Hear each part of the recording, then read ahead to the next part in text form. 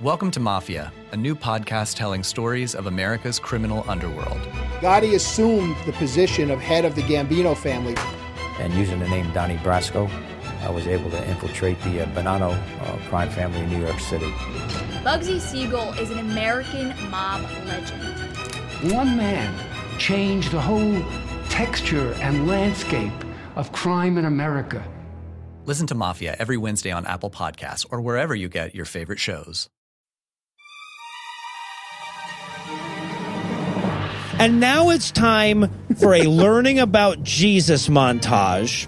I wanted more Rocky stuff here, by the way, too, during this montage. Just like flashbacks of like typing next to Mr. T really hard and like making a giant stairway of Bibles and running up it. Yeah, jumping on the there top. you go. Chasing around a chicken with a little rabbinical cap on. Just swinging it around by the neck until it chokes. Moshi, come up to the mountain. God awful movies.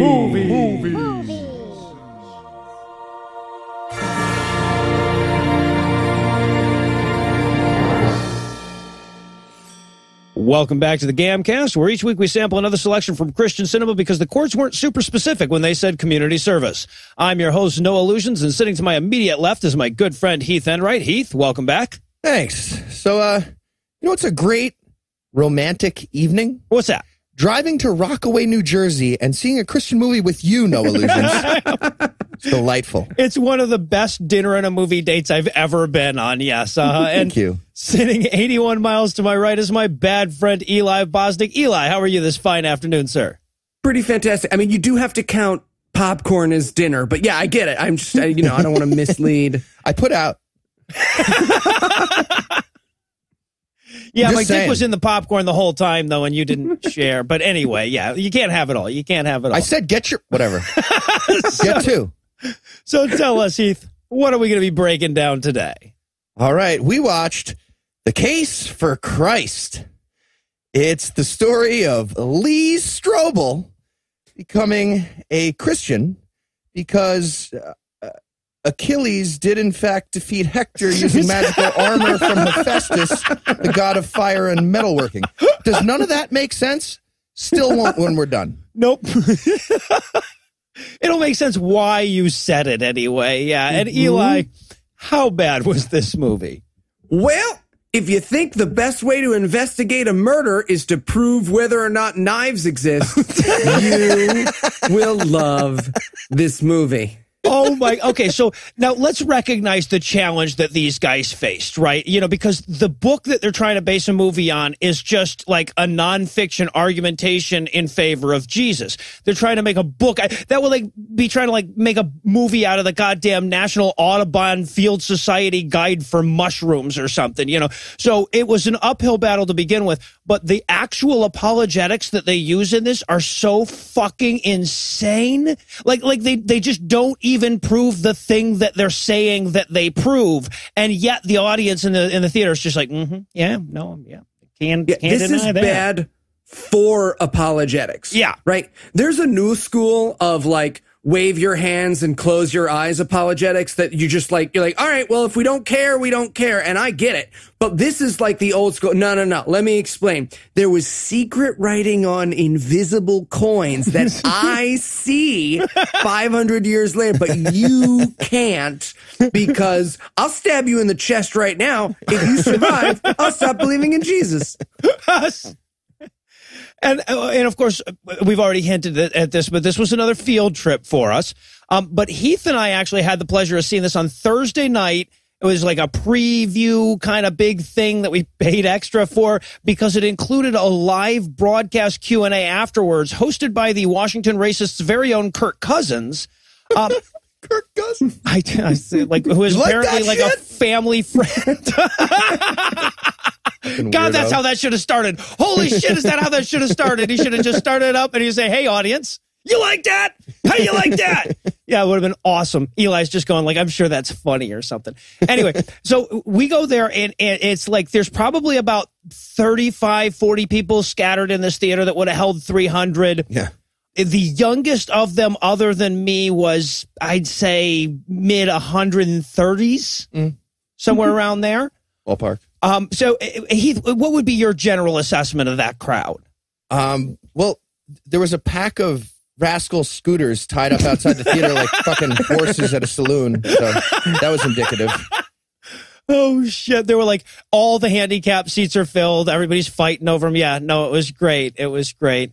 And of course, the Q&A that they did was at a Trump-branded building and hosted by the guy who plays for the New Orleans Negroes. It's like they were trying. It's like they're like, maybe the GAM guys need a little more ammunition. You think? Yeah. See, I saw this at Times Square 42nd Street, where I see most of these at 4 in the afternoon with the usual 3 black ladies and my wife playing video games. So I was in my element. Anna does everything at this point except set up a big screen TV and play PlayStation while I watch these movies in theater. You need to get her a Switch. I'm changing that. We got to get off that subject quick, or that's what this show's going to be about. It's going to be about fucking GAM's Zelda Breath of the Wild. What do you think of that game? Do you like it? So, Eli, what'd you think of this movie, huh, and its factual accuracy? Oh, okay. So we should probably say at the outset, and we'll break down the apologetics as they come up in the movie. There is a ton about this movie, like the book that it's based on, that is total fucking bullshit. Yeah. We'll get to it, like, again, point by point. But most importantly, the entire conceit of this film and the book are untrue. Strobel, by his own admission, like on his Wikipedia page, became a Christian in 1981. And The Case for Christ came out in 1998 and is his 4th book about how awesome Jesus is.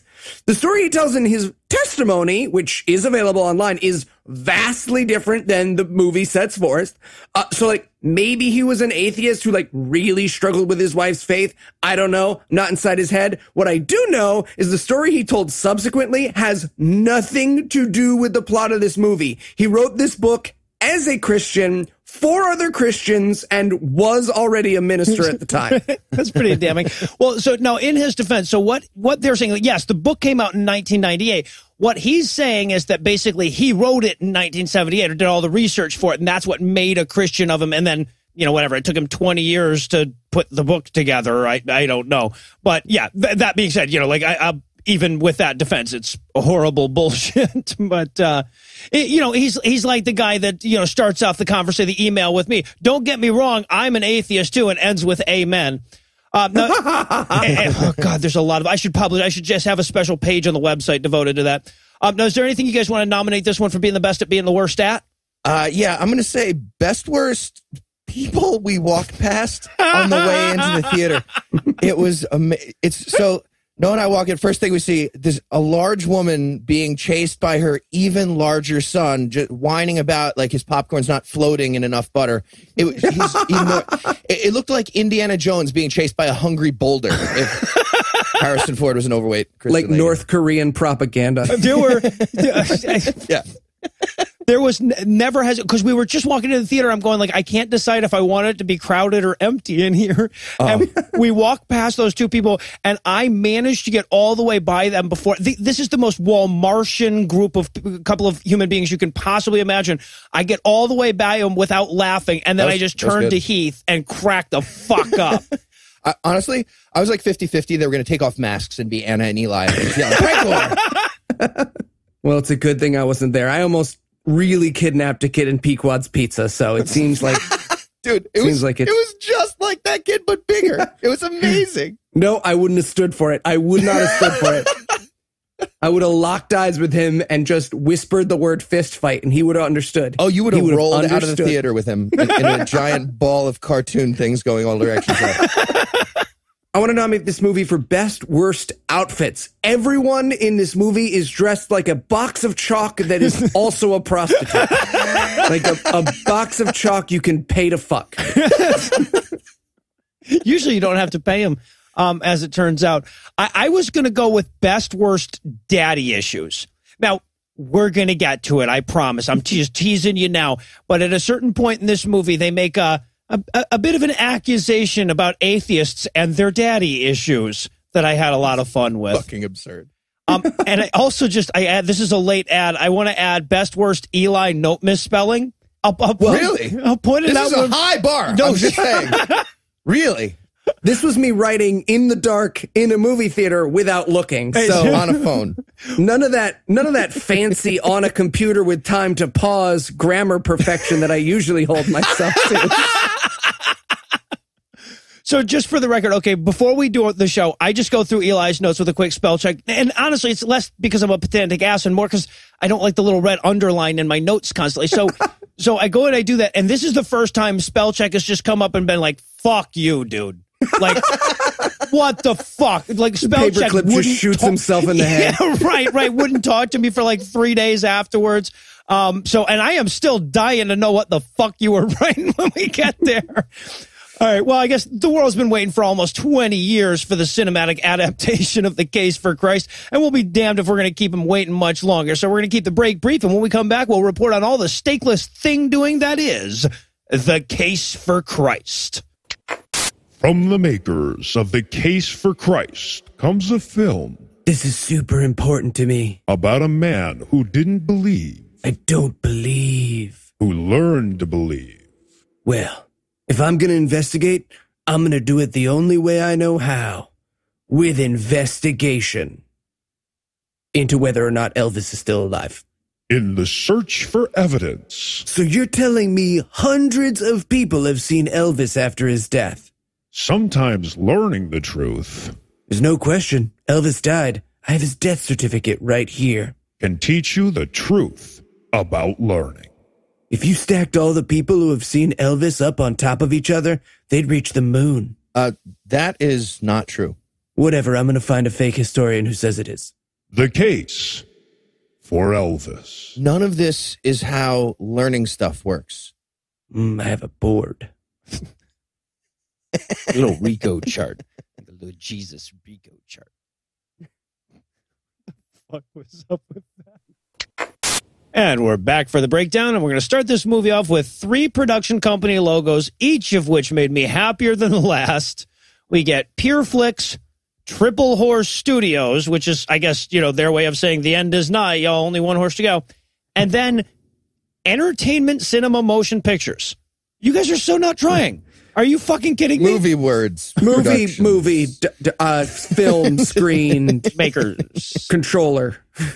Then the movie opens, and it opens on typing, and I'm thinking to myself, oh my God, I bet we're going to watch a lot of typing in this movie.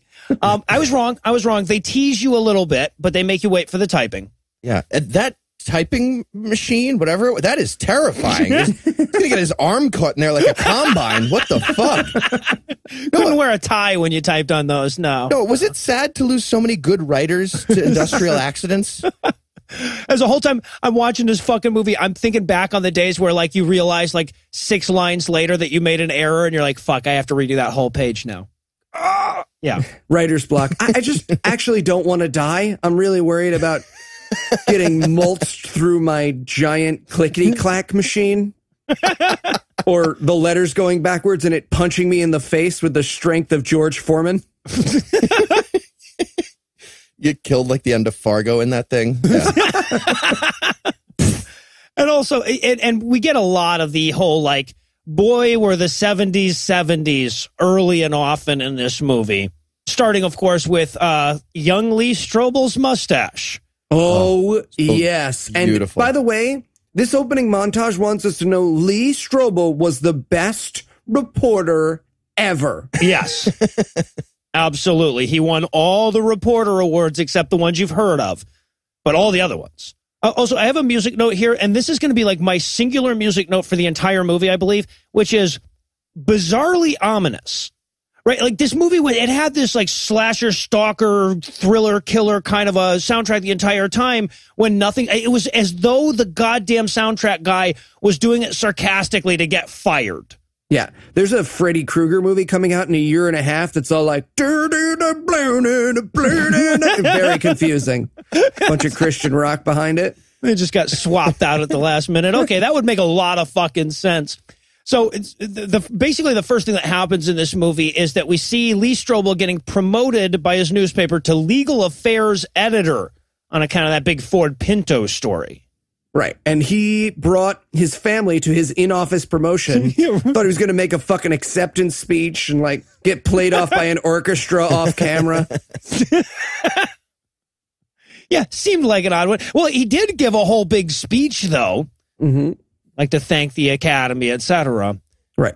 And it's great because it's when news like didn't have to be going all the time. So like paper was out. Fuck it. Like next one's due tomorrow at 6. We got all day. Yeah, let's all have some cake. Yeah. So we get done with that. And then we go over to the restaurant where he's eating with his wife and his daughter. And I'm convinced that there's some weird karmic thing where every Christian movie, the family has to eat in the same shitty Italian restaurant with the check tablecloths. It's like part of a soul trading agreement. Yeah, could be. Could be. So, and this is where he has to bribe his daughter into eating more food. He says, I'll buy you dessert. And that turns out to be a gumball. How 70s. Yeah, very 70s. To be fair, in modern day, a gumball costs $840. You got to understand. Yeah, no, that's a big deal. And of course, this only exists so that we can see that, like, the daughter is choking on the gumball. We have to have the daughter's choking scene. Pull her hair. Yeah, well, so, a 70s nurse comes to the rescue. So yes. What could possibly go wrong there? I was expecting her to like hand the kid a cigarette and a martini and just be like, you're fine. Just cough it out. You guys wait here. I'm going to drive her around with no seatbelt for like 5 minutes. She'll be good. we'll put her up in the back window or something, tell her to take a nap. And of course, this lady will be the MBL of the film, the magical black lady. Bingo. Yeah, right. Early and often. But yeah, and the lady just basically picks up the daughter, pats her on the back, the gumball comes out, and the daughter's fine. And I'm like, wow, what an important moment to record for posterity. You know, some interesting shit happened in this guy's life when that time my daughter almost choked on a gumball makes it into the goddamn movie version of his biography. Well, it's super important because when the wife goes over to thank her, she's like, oh, yes. Don't thank me. Jesus told me to eat at this particular Olive Garden. And I got to say, someone could save my child's life. And if they said that afterwards, I'd have been like, off-putting. I mean, thanks, but like you're back to 0. You're for me right now, just so you know. You're like +2, -2. And what a weird statement. She's saying basically like Jesus told her that God was going to try to choke a little girl to death, so she had to go to this restaurant to fix that. What? Just Dylan Roof's grandfather walks in. I was going to do this somewhere else, but I got a message from... By the way, was Chicago doing miscegenated restaurants at this point? This is like, what, 19... We'll ask Cecil.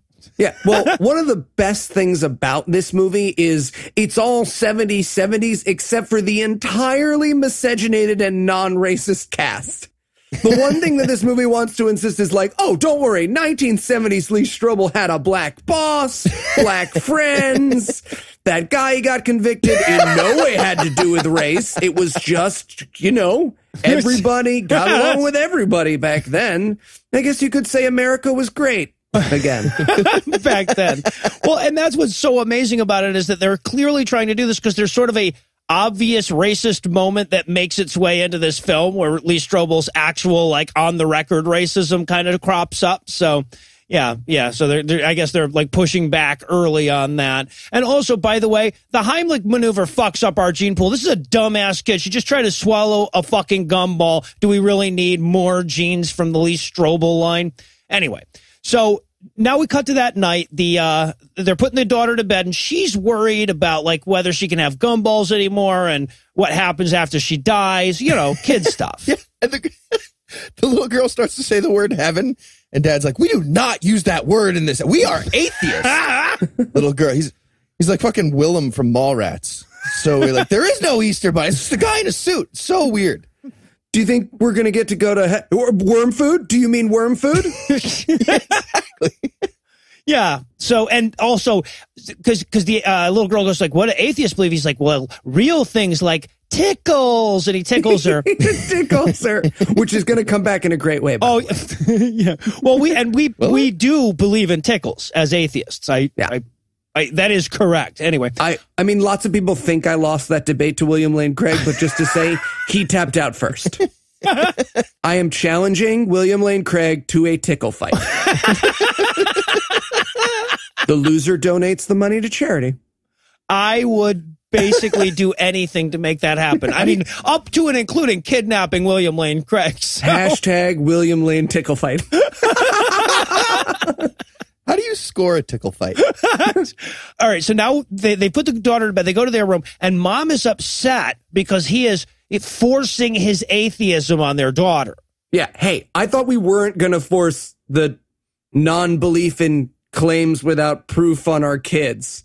Just like, no, we were going to let her believe in unicorns and leprechauns and invisible. Maybe there is a monster in her closet. I don't like this side of you. I don't like this side of you. No, nothing happens when you die. Nothing happens.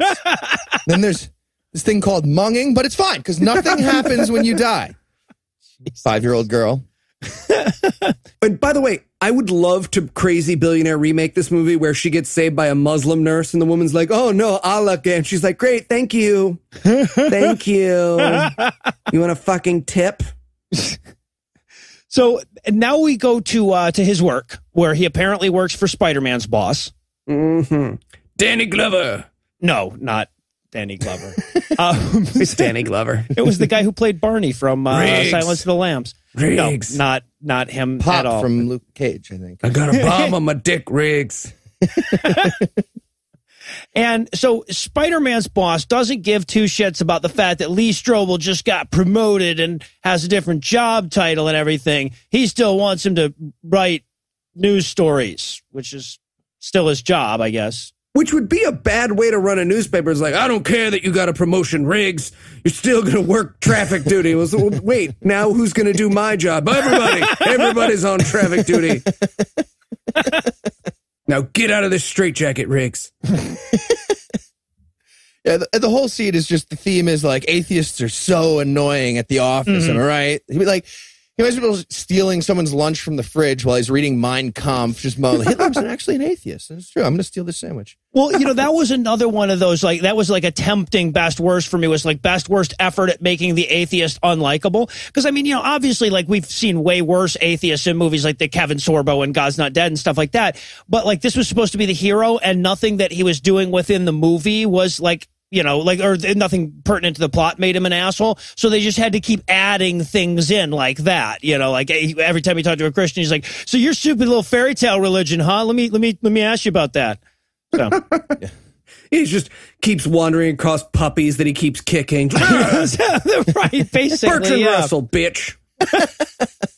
Also, I want to point this out very quickly. We meet Rod here, who's like the Jimmy Olsen of this movie. And I only point that out because I don't know that a named character has ever meant less to a movie.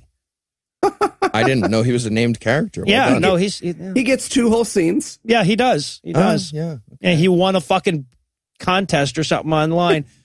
So then we cut over to Leslie, who is bringing the nurse, Alfie, the one that saved the daughter, some muffins as a thank you. A muffin is a terrible gift, by the way. That is not a thank you present. It's like, here you go. Have an afternoon uncomfortable shit. Yeah, right. Thought you might be constipated, so I made you these. But this is where Alfie sort of introduces her to the whole concept of Jesusing and whatnot. And she actually utters this line because the wife goes, "What if you hadn't been there?" And Alfie says, "There is no what if with God." Ugh. I wanted to see that get tested, though. Just like, okay, but what if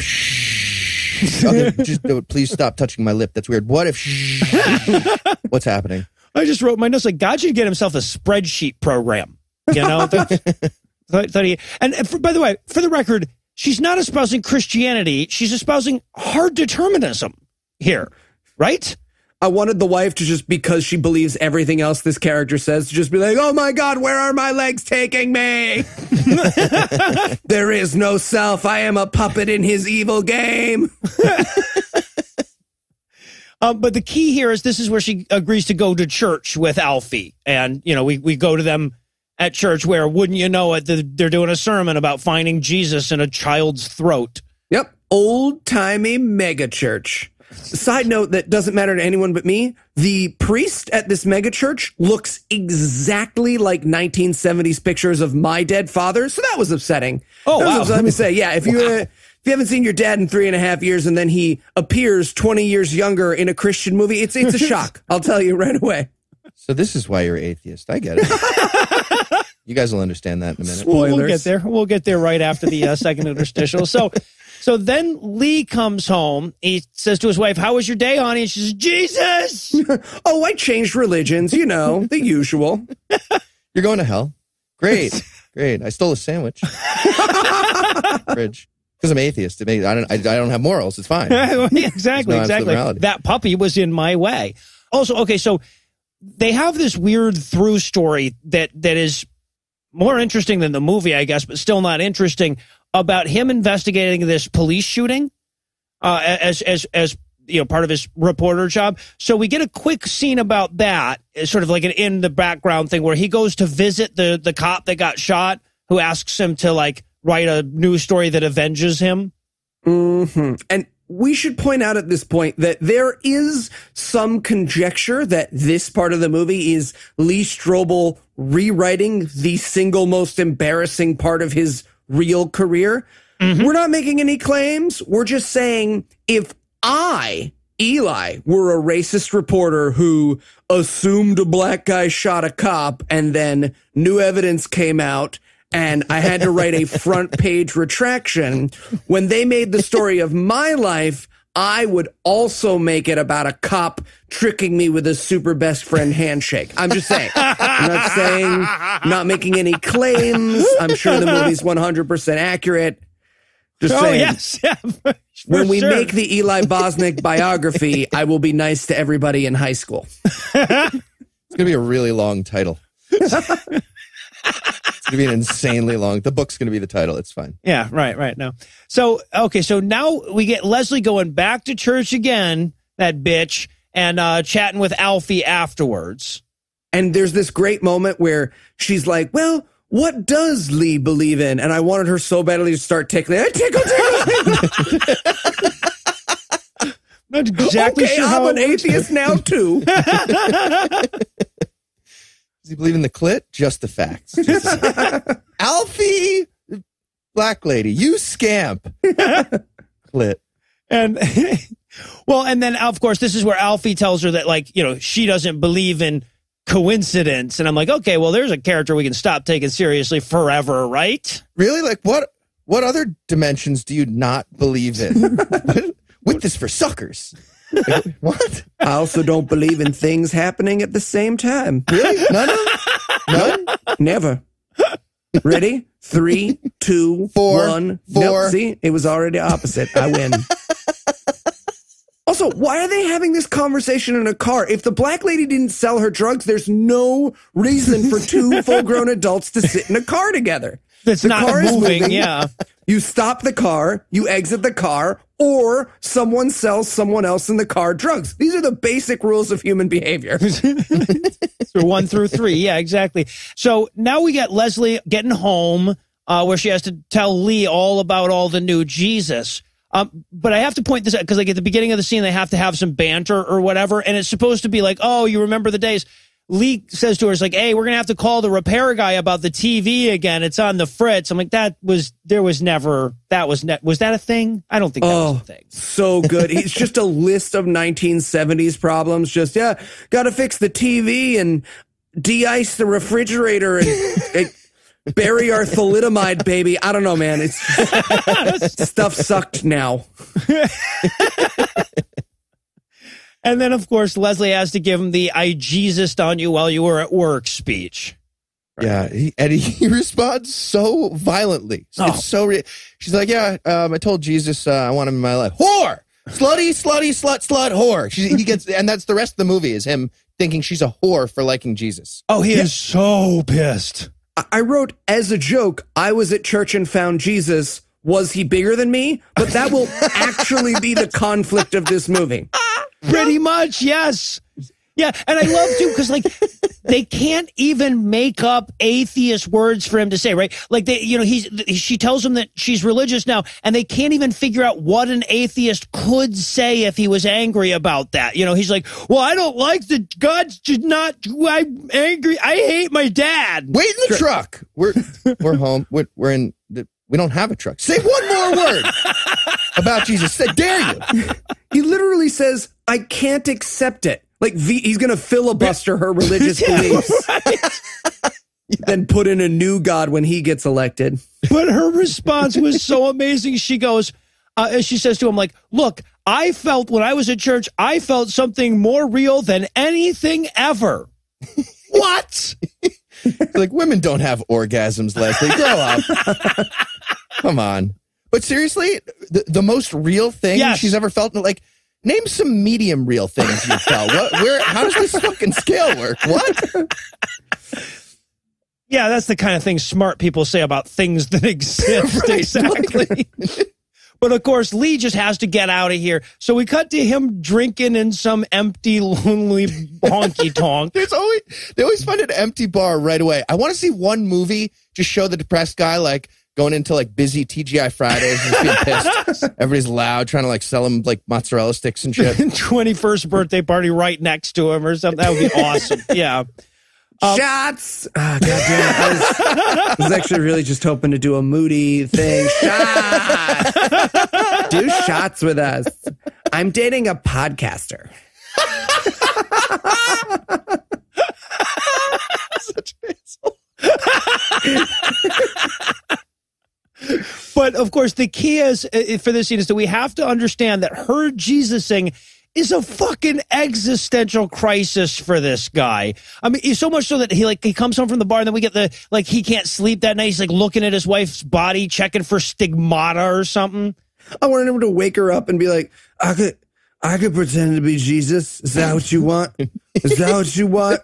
Tell me what you want. I'll do it for you. She wakes up. He's all covered in blood, strapped to a giant cross. Is this what you want? And let's not ignore here, the undercurrent of this is, God forbid anyone not want to share their wife's relationship with Snuffleupagus. Right? Come home, my wife's talking about Steven Universe. I just start doing shots. Oh, God, it's a kid show. I don't care about it that much.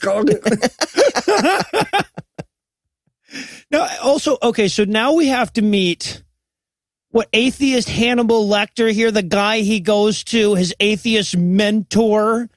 Who pronounces Bertrand Russell like someone's sounding it out for the first time right there on screen.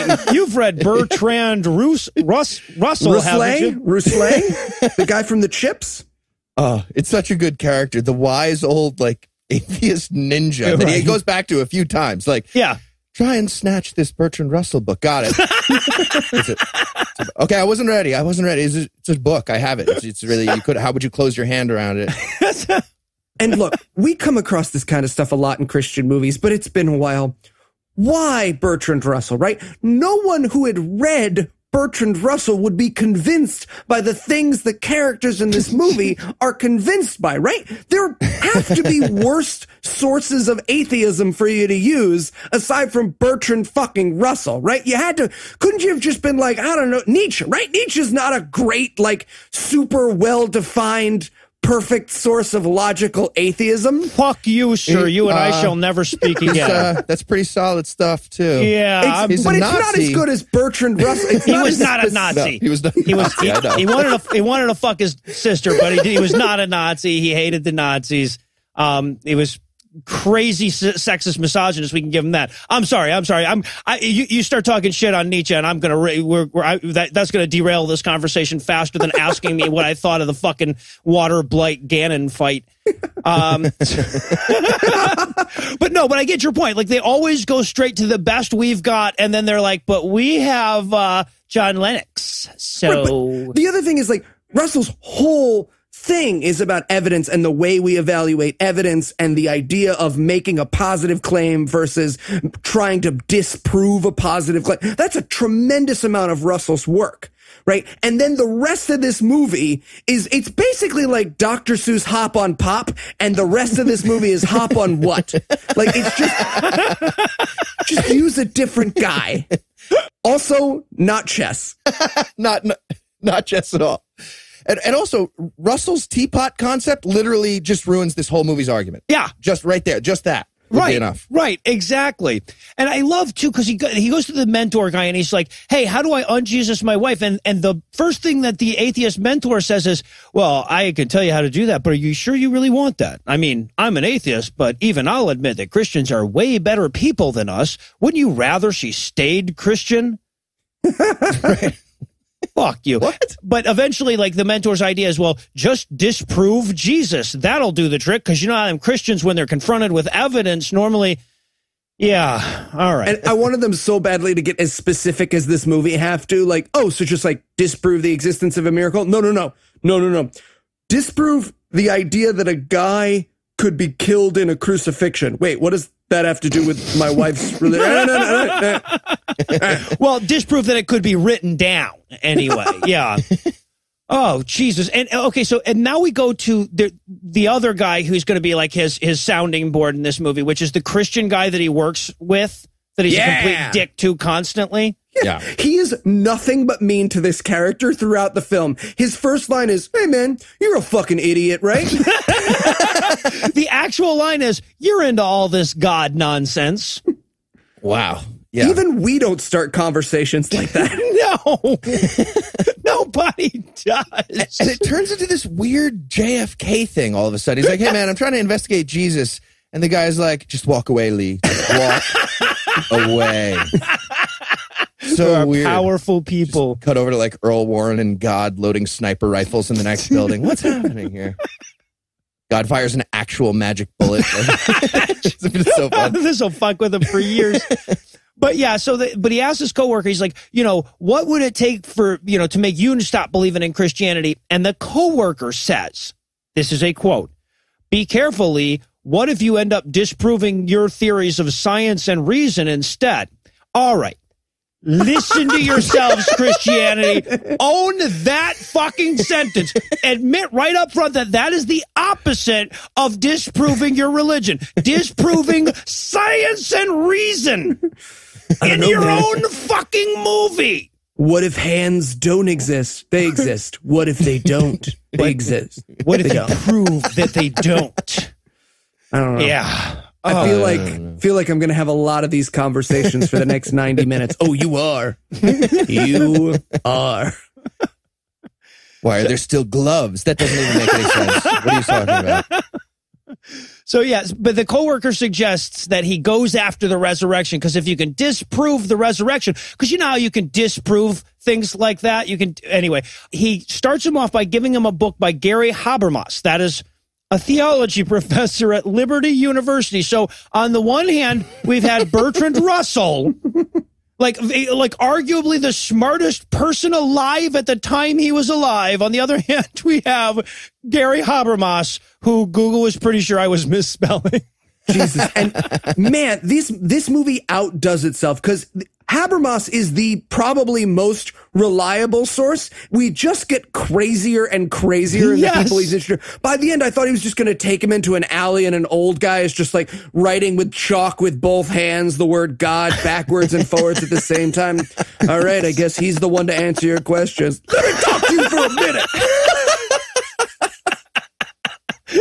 I love that your crazy homeless person impression and your Tom impression are exactly the same.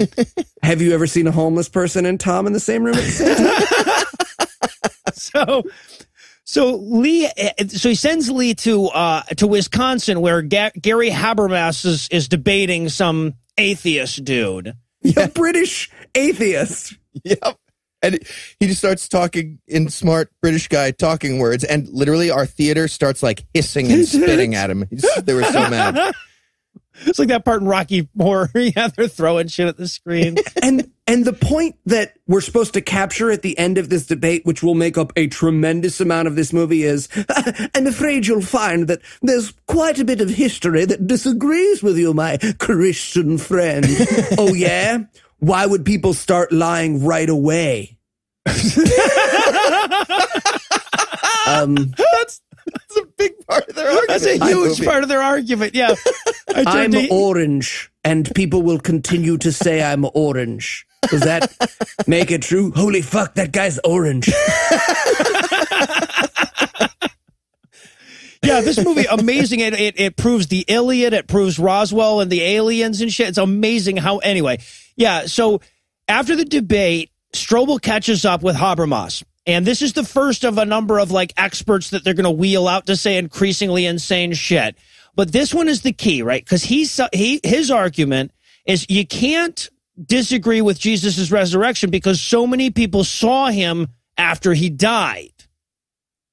Elvis was dead at this point. I'm going to toss that out. This is late 70s. Again, Elvis. Elvis Presley. Like, there's so many. This is such a bad argument. Also, it addresses the main problem with Strobel and this whole school of apologetics that like disprove, like there's so many sources for the crucifixion thing. Again, the problem isn't whether or not an Arabic guy got nailed to a piece of wood. Whether or not that happened is relatively irrelevant. It's the him coming magically back to life part we take issue with, right? Again, and they address that at this point in the movie. He goes, well, what about the miracle? He goes, I don't need to prove the miracle. And he's like, wait, why? And he's like, go fuck yourself. That's why. Fuck you right in the face. And this will be the key that the entire rest of the argument in this movie relies on. Habermas tells him at this point, he's like, 500 people saw Jesus alive after his death. According to one guy. According to one guy, though, like he acts as though there were 500 separate testimonials that were cobbled together of different people who said one guy says that 500 people saw Jesus. The other gospels disagree with that guy. Also, twins, fucking twins. You know why? Because twins are real. There's twins walking around right the fuck now. Or there's just similar looking guys. There are no reanimated people walking around. None. We have a 0% reanimation rate, and we have a fair amount of fucking twins. Yeah, greater than 0. Yeah, exactly. What does the evidence look like for the 500 people? He just takes out like 500 papyrus selfie with Jesus drawings, little sketches. What? By the way, if you do out the math, then Elvis actually got resurrected like hundreds of times. Yeah, right? No, for sure. Well, also, and he says at one point, he's like, some of these reports came from only months after the resurrection. Like, you have secret stuff you're not sharing with, because the other historians would love to see whatever the fuck you're talking about, because not a single goddamn historical record that anyone recognizes in the world came from fucking, talked about Jesus months after the crucifixion. 500 people drew Jesus really, really small. You can't see him. Only I was able to see him, and I drew them out small but enlarged. You have to look in my hat with this rock. Yeah. We used to have laser cutting for coins. And we should point out, the movie does a lot of this sneaking that bullshit in. Like, they'll make a big, relatively well-known apologetic claim and then sneak in absolute bullshit underneath it. They'll be like, no one could survive the crucifixion. And by the way, his hands were healed. So what we're saying here is like, look, if you're hung, everyone died from a crucifixion. Look at it. You can't. You have to do a pull-up. And those are tiring. You can't do a pull-up. You gave birth to a rabbit. You can't. Well, you're going to pull the weight of your body up above a bar? Fuck off. But yeah, I want to point out that like the entire rest of this movie is going to be spent disingenuously trying to explain away these 500 witnesses without ever admitting that it was just one guy saying there were 500 witnesses, right? That is like, again, that's the core question of this film. And now we cut away from this conversation with Habermas for just a second. I want to get back to it because there's some more great apologetics there. But we have to cut back for just a second to see his wife having the bad pregnancy. Yeah, right. So we just see that very quickly. You know, she's in the kitchen where wives are supposed to be. Exactly. Yeah. And then we get back to the Habermas discussion so that this guy can start talking about things that were written, you know, centuries after. Look, again, they just talked about, yeah, there were things written months after the resurrection, and now they're talking about things that were written hundreds of years afterwards. They have not clued in the audience that we've switched. Right. This is also where we learn that Gary Habermas had a cancer wife, and Lee Strobel's still an atheist now, so he just jumps all over this. He's like, cancer wife, unobjective, cancer wife. The 1970s version of That's Not an Argument.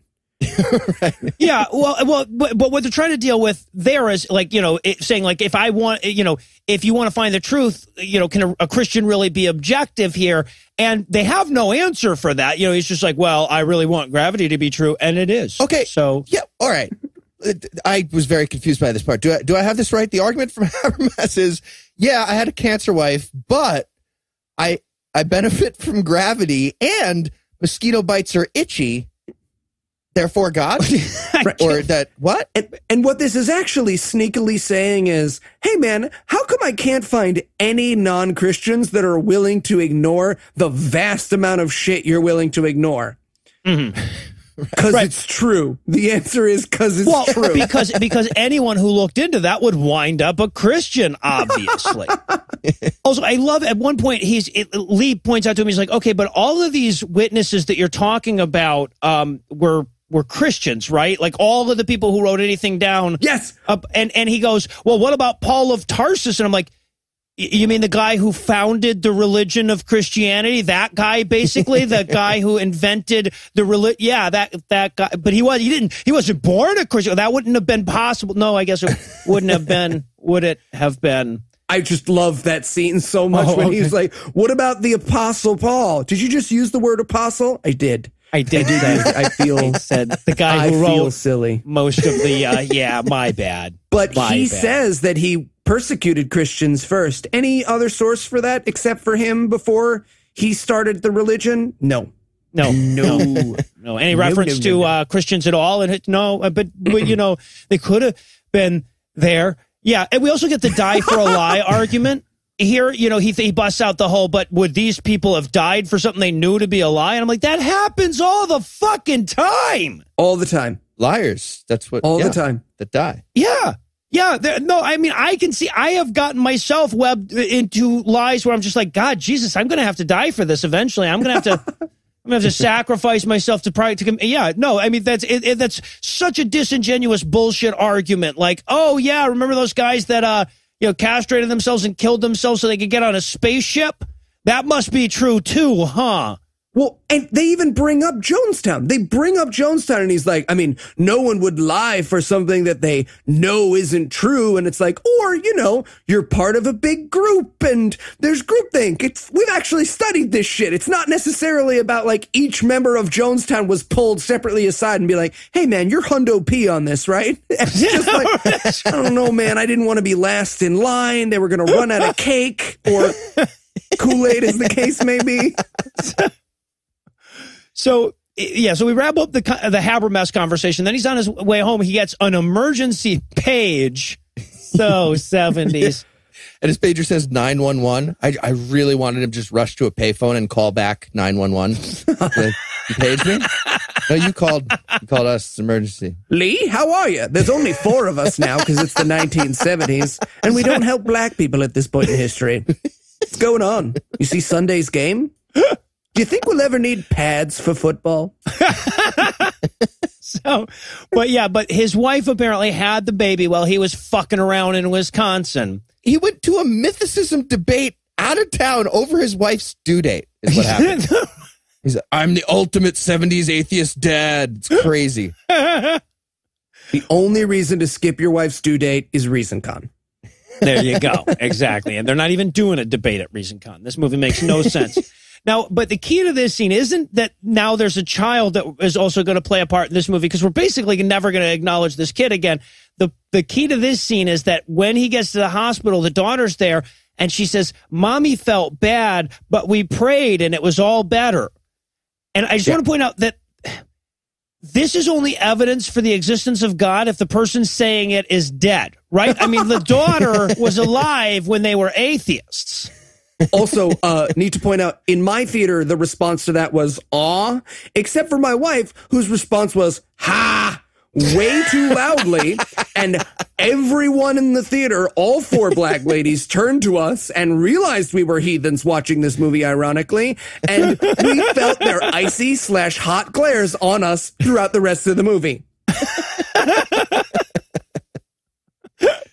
Got shushed by 4 black ladies at a movie theater. Well, my wife is already playing Hungry Shark at full volume in the middle of the theater. This was just icing on the cake. Ding, ding, ding, ding, ding, Danny, you want to turn that? No, I don't.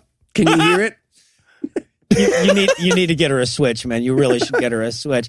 And of course, this is where we have to introduce the fact that Lee doesn't care much for his dad. That's going to be pivotal to this film. So they bring their new kid home, and the wife's like, should you call your parents? She's like, fuck it. They can get the newspaper. It says that we had a kid in the newspaper. Fuck them. What an atheist.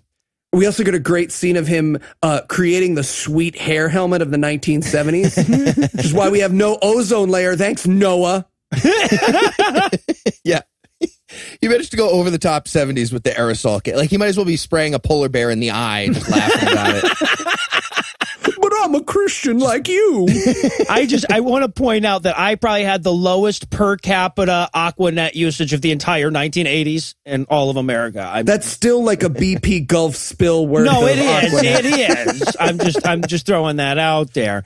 So now he makes his little Jesus office where he puts up his little Jesus Rico chart. Oh, it's great. And he's setting up like a basement office. It's like the snow cabin in Rocky IV. Yes, he's yes. Running tiny little laps around this tiny little office with like a spool of yarn on his back, like a little box of push pins, doing sit-ups, tacking little pieces of paper to a cork board. Yeah, as every time he sits up, he puts one more fact on there. Yeah. I love, too, on his big Jesus board, the first thing he writes, fact 1, 500 people saw Jesus after the crucifixion, and circles it really fucking big. It's like, well, we're not going to verify. That's our starting position, huh? But then later in the montage, it's like sit up 2, 3, 4, and he gets like extra facts at a time. We're doing one-handed push-ups while typing with the other hand. No, yeah, exactly. Meanwhile, he's also still doing this cop shooting thing. So, and nobody will talk to him about it. So now he goes to the prison to talk with the alleged shooter. And again, I just want to say, if I, Eli, were a racist reporter and I were retelling the story, I would write in a part of the movie where the black guy was super duper unhelpful. And that's why I accused him of shooting a cop. Because he was a real negative Nancy. Real jerk face. And keep in mind, I had no idea how this actually played out in the movie when I wrote this. I just wrote, the alleged shooter goes, I didn't do anything. And I wrote in, Lee goes, are you sure? Because you are black. Yeah. And that's, okay. So, the alleged shooter, that's Hicks, doesn't want to help him. And again, this movie tells the story, like, he's like, so wait, tell me the story. I'm a reporter who's being totally responsible. Well, I, a black man, had a gun. I threw it into the bushes with one bullet missing. I'll let you make any conclusions you want. There is no bias behind whatever you conclude. Look, I don't know much, but I know that whatever you concluded is based entirely on the evidence I just gave you. Also, I'm a gang member. Ooh. And if you're wondering, by the way, how they're going to tie this into the larger movie, just keep in mind that you're wondering about that. When we finally get to that moment, keep in mind that you've been wondering about that the whole time. Were they going for a metaphor with the Jesus? A lot of my notes are trying to figure out, like, smash a metaphor into there, and I don't do well with it. They don't either. I don't know what moment you're talking about when they tie this together. Let me know when that happens. Oh, yeah, it's so good. It's a lot of fun. And it's terrible. It's like they might as well have just said, yeah, well, I had to kind of like, sugarcoat this part of my life if we were going to talk about it in the movies. Somebody was going to bring it up later. So, yeah. This part's just so, it's like, and then this dude, Occam, showed up with a box cutter and he killed the cop, maybe. My gun was fired once and in the bushes with my prints, but maybe it was the Occam's box cutter. You don't know it wasn't. So the next morning, we get him getting ready, brushing his teeth, and just long enough to see that his wife has left him a little God loves you note on the mirror. God loves you, and so do I. And since he's still an atheist, I wanted him to write, like, God says I can slap the shit out of you, and just post it over the top of that on the mirror and be like, there. How do you like that? You're not allowed to teach me shit, lady. I read Timothy. But now this is where his investigation takes him to the church, the scene of the crime. This is the best scene. Oh, my God. All right. So, and this is, okay, the title of this scene might as well be Historical Documents. How do we know they're true? And he does the thing that Christians love to do where they conflate textual criticism, you know, the process by which we find out like when something was written with how we determine if that thing was true. Mm-hmm. Hey, what would be the worst example one could use to prove a document was based on a true story?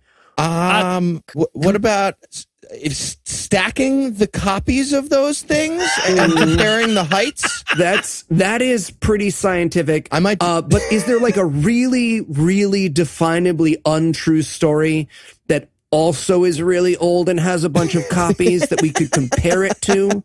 Like with a Cyclops, perchance?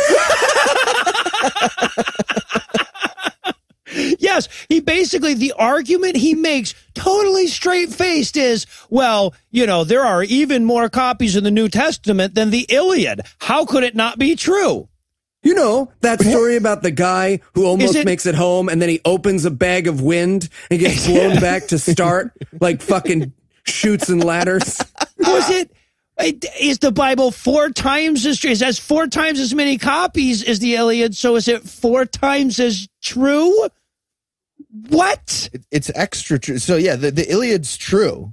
The Bible's extra true, like hundreds of feet truer. The Bible is. I'm just saying, we have a golden opportunity. 5,843 copies of the Bible. We on this podcast can make Diatribes Volume 2 way more true than the Bible. Amazon.com. Help us out here, people. Now, okay, I want to point out that in order for this argument to be relevant, it would have to be that atheists were arguing that the New Testament was never written. That would have to be that's the only thing that this argument could refute. Did I miss something? Did Lee Strobel like walk in and yell, "The Bible was never written" at the beginning of the scene? Is that how it started? I don't understand. And it's so obviously aimed at confusing people who don't know the difference, right? Like, it's so intellectually dishonest. There are times when you read apologetics and you're like, all right, you're doing your best to wiggle out. And then there are times that are like, yeah, but the ring doesn't have a hole. Can I see it? No, this one's mine. Really? I can see this ring, but not the other ring? No, this one's for me. I think your ring has a hole here. So, also, by the way, did this scene just prove that J.K. Rowling is a demigod? Is that what happened? Also, Mao Zedong. Yeah. Oh, yeah. God's like 6 times more powerful than Mao Zedong is what this movie just told us. Also, mathematically. As if this wasn't already dumb enough. Would you rather fight 1 God-sized Mao Zedong or 6 Mao Zedong-sized gods? Hold on. Does Mao Zedong get a Ditka, or does he have to... He's got a full-size kicker. Full-size kicker? Yeah. So, and also, as if this scene wasn't already dumb enough, they bust out the goddamn Shroud of Turin during this scene. Why would you bring up the Shroud of Turin? That's absolutely proven to be fake. Not before this movie was out, but before this movie was made. They might as well cut to like Planned Parenthood selling fetus tacos out of a food truck right here. Like, what are you guys doing? And okay, but then I love it at the very end of the scene. Lee asked the big question, which is basically, why would Jesus get, if he was God, why would Jesus get crucified when he could have just used force push? That's what I wrote. I wrote, why didn't Jesus just use force push? And the answer? Love. It's because he loved us too much to use force push. Use force pull. Yeah, there you go. And now it's time for a learning about Jesus montage featuring payphones, cutoffs, and typing. Music note, Noah is in a band. Noah was in Kansas. Yeah. Wayward Son. Yeah, no. Little on the nose, wasn't it? Very clever movie, Wayward Son. It's not even the story. Whatever. Those are just the words from a Bible thing. So stupid. I wanted more Rocky stuff here, by the way, too, during this montage. Just like flashbacks of like typing next to Mr. T really hard and like making a giant stairway of Bibles and running up it. Jumping at the top. There you go. Chasing around a chicken with a little rabbinical cap on. Just swinging it around by the neck until it chokes. Moshi, come up to the mountain. So now it's late that it's 2:37 a.m. She wakes up. He's still not in bed. So she goes downstairs to check on him. But now keep in mind, she at this point doesn't know he's doing his Jesus investigation, right? He hasn't told her about that. So he has to like hide his Jesus notes and everything. But it very clearly, the Tootsie Pop commercial is on the TV, and because he scrambles to put everything away, it very clearly looks like he's jerking off to a Tootsie Pop commercial. And I get that struggle. I do. How many strokes does it take to get to the end of a Tootsie Roll Pop commercial? Oh, Mr. Owl. Well, the kid's naked. I mean, they obviously want you anyway. Yeah. 3. So, but they're really playing up the whole, like, he's jealous of Jesus thing in this scene. This is where they have their yelly fight. It's such a great jealous. Like, he's like, why do you smell like fish in Judaism? Are you cheating on me with Jesus? What's this in your purse? Oh, it's a cracker. A piece of his dick? Is this a piece of his dick? What in your part purse? of his body? It will say. Yeah, and of course he's drinking beer like an atheist. Right, and she's like, are you drunk again? And he's like, don't judge me, I live in a loft. Deep nice. cut right there. So she goes upstairs and prays because apparently they didn't have closets back in the 70s. Who the fuck knew? But then his editor is saying like, hey, man, you're slacking on your work. You know, whatever it is you're working on is taken away from the cop shooting thing. But then he has to go because he's got a phone call from William Lane Craig. William Lane Craig. And of course, he's in Jerusalem because he's so legit. And like all offices in Jerusalem, you can see the Dome of the Rock out of his fucking window. Just like, you know, when you're in St. Louis, you can see the arch from all the windows. It's like that. Can you not? Yeah, no, of course. They don't all face inward? It shows every window? All of New York City is just a giant circle around the Empire State Building. It's very hard to navigate. That'd be pretty easy to be a circle. Well, you know, yeah, right, exactly. Now, okay, so what they're gonna trot out a series of experts, Bill Craig being one of them, to like basically to tackle different arguments people may have about the resurrection of Jesus and whether it's true. Bill Craig apparently is here to tackle the what if Jesus was fed to dogs theory. This is a weird one. And so the argument takes the approximate form like this. It's like, Lee Strobel's like, oh, maybe dogs ate Jesus. And Bill Craig's like, did they? Did they? Maybe. Maybe. Yes. Yeah, it's just like 5 minutes of that. So stupid. So, Well, and doesn't this really just get to the heart, like it's in a very stupid roundabout way, doesn't just really get to the heart of how dumb their arguments are? Because it's like, okay, but even if you're right, this is all based on the fact that his body wasn't in the tomb, and here's a half dozen reasons why there would not be a body in the tomb, you know? But yeah, and also Bill Craig's only fucking argument back is, well, right, but maybe he wasn't also. Right. Maybe he wasn't. And then he brings up the contradictions about the women, like how many women were there, which women were there. And he's like, no. Because nobody would lie about women because women weren't real back then. Okay, this is an apologetic you hear an awful lot, and it's insane, right? Because they're saying like, well, if they just made up the story, they wouldn't have made it women finding the tomb. They would have made it men finding the tomb because women were considered unreliable witnesses. Just look at the laws, yada, yada, yada. Yeah, the argument from bitches be tripping. It doesn't matter who finds an empty tomb. That's nothing. That's nothing. That's not an evidence. That's just there's an empty tomb. Well, right, exactly. It's not like only women reported seeing him afterwards. We have 500 people who saw him afterwards. Right. And then we get my favorite moment of the movie where he goes, well, I mean, the contradictions are there. Like, we agree the contradictions are there. And William Craig goes, yeah, but don't you know that when police interview someone, if all of their stories are different, but it's like kind of the same, that's how they know it's true? Consistency is suspicious. Yeah, it's such a weird theory. So therefore, whenever witnesses tell all different stories, then all the stories are true. The first one is Matthew is true. You can't even form that idea with words very easily. I had a lot of trouble. Like, what? Well, okay, but so this is the argument that because obviously it's really hard to miss, you know, the gigantic contradictions within the fucking Bible and key shit that's contradicted. So what they try to say, yes, but the core of the story is the same. Just like if we all witnessed a traffic accident, we would all get some of the details wrong and everything. And they try to downplay that, like, some of these details are like whether or not he was born of a virgin, what city he was from, what city he was born in, who didn't try to kill him, you know, like when did he die, what were his last words, big fucking deal kind of shit. But Craig's argument is, well, if everybody had the exact same story, it would be a little unbelievable, right? Now, I want to tackle specifically what he says about the cops, right? Because he's like, well, if cops interview a bunch of witnesses and their stories are exactly the same, they find that suspicious. And I'm like, well, what do the cops do when they find out for sure that each of the witnesses was copying off the last one?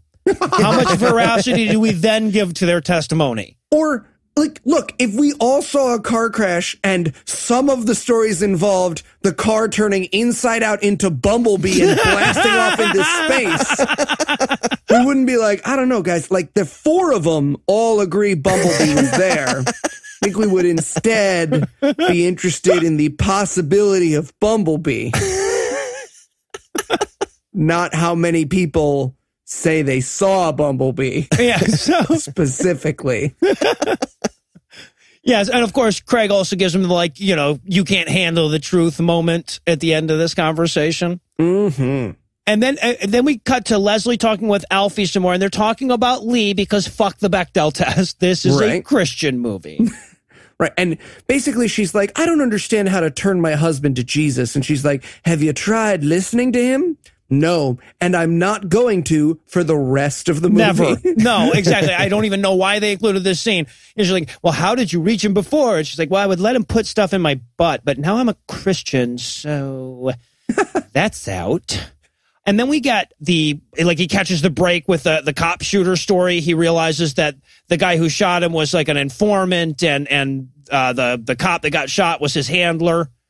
And in this scene, he goes and meets with, like, one of the guys who's the head of secret cops? Yeah, undercover cops? Okay. None of this is verified, but if I were writing my autobiography and I had to print a retraction of a story because it turned out no one could confirm my source for the racist newspaper article I read, I would include a scene in the movie where the source was totes my goats real, and I wasn't just a racist. And she was really pretty. Yes. So yeah, this is where he breaks the big Hicks was an informant. And that's basically the story that he writes, is that Hicks was an informant for the cop and he shot the cop, and then now the police don't want to do anything about it because they want to keep their informant. Yeah, this is news how Trump thinks it happens. Yeah.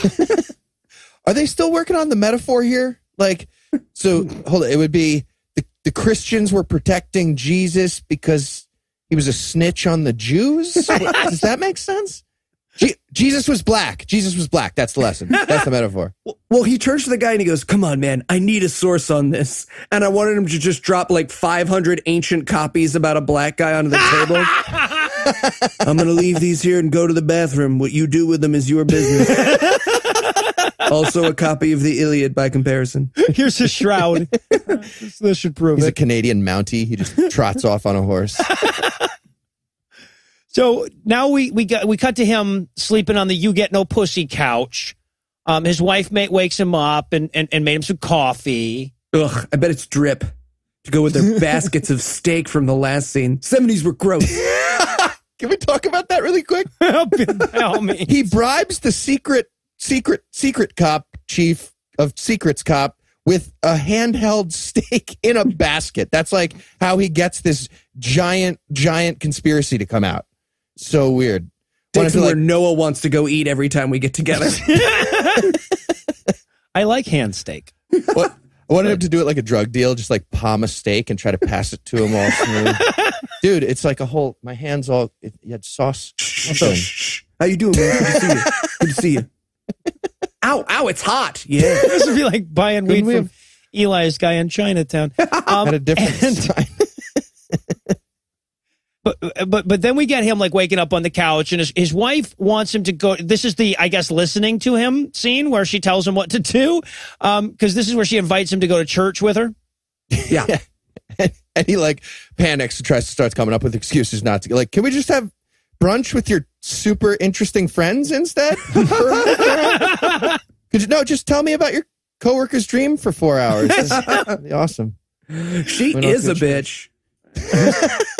And eventually, though, he caves. He agrees to go, but only if he gets to sit in the back and listen to the scathing atheist on one headphone the whole time.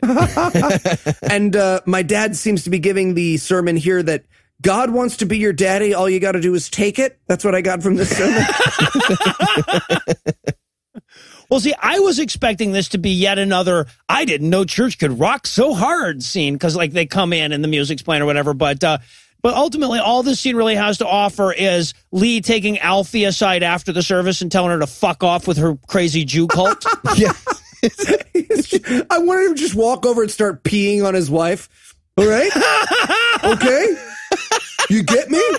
And Alfie does an equally bad job. He's like, hey, look, I know we're really grateful, but could you not do the whole? And she's like, she's not brainwashed. Wow. You are the first one to use that word often, aren't you? You are. And the movie thinks this is like a typical atheist meltdown that we would all have. Oh, like, yeah. Nobody asked you to save my kid's life. Universe is supposed to be indifferent. My world is crumbling. Like, what? So stupid.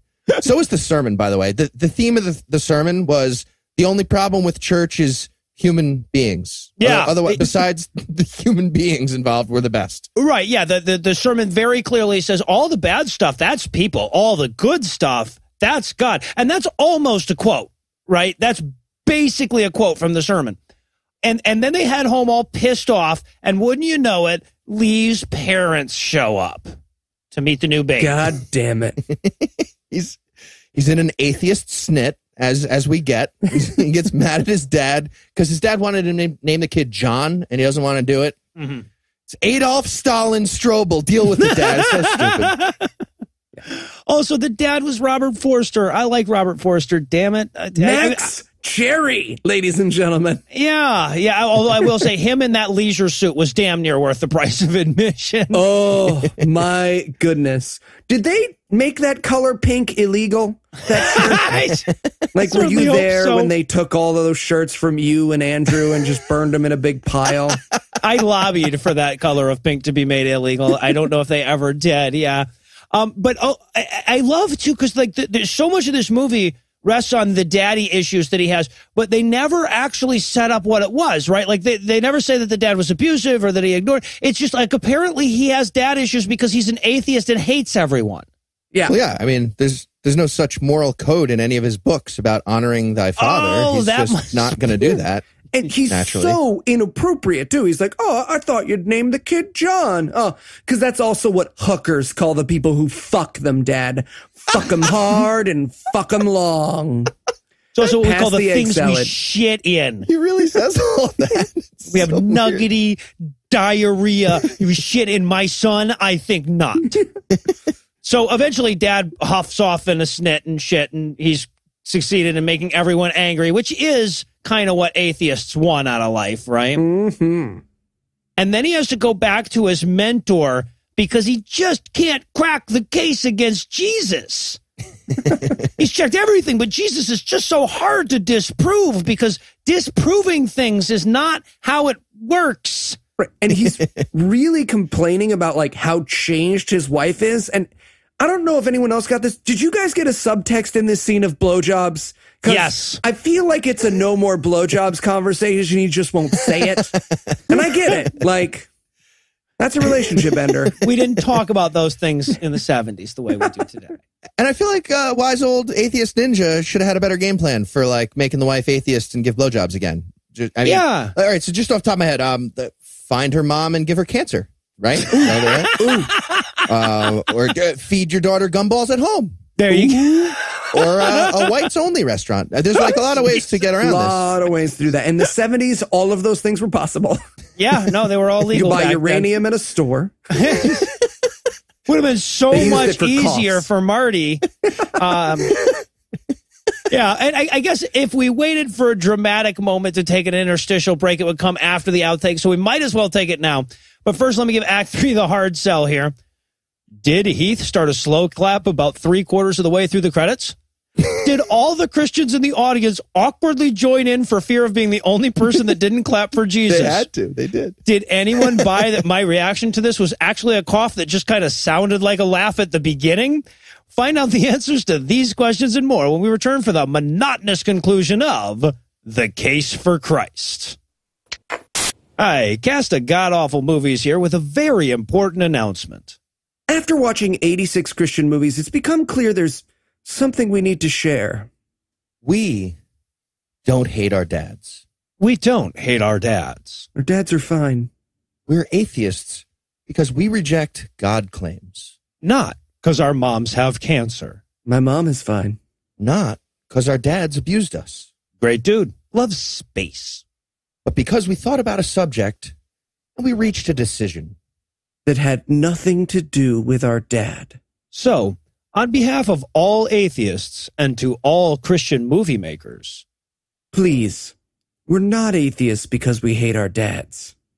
We're atheists because we hate our moms. Exactly. 100%.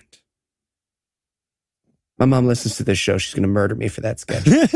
Ooh, then your pug will be an atheist. Ooh, pug theist. And we're back for more of this shit. And we're going to start off with Leslie up early in the morning, underlining more Bible passages.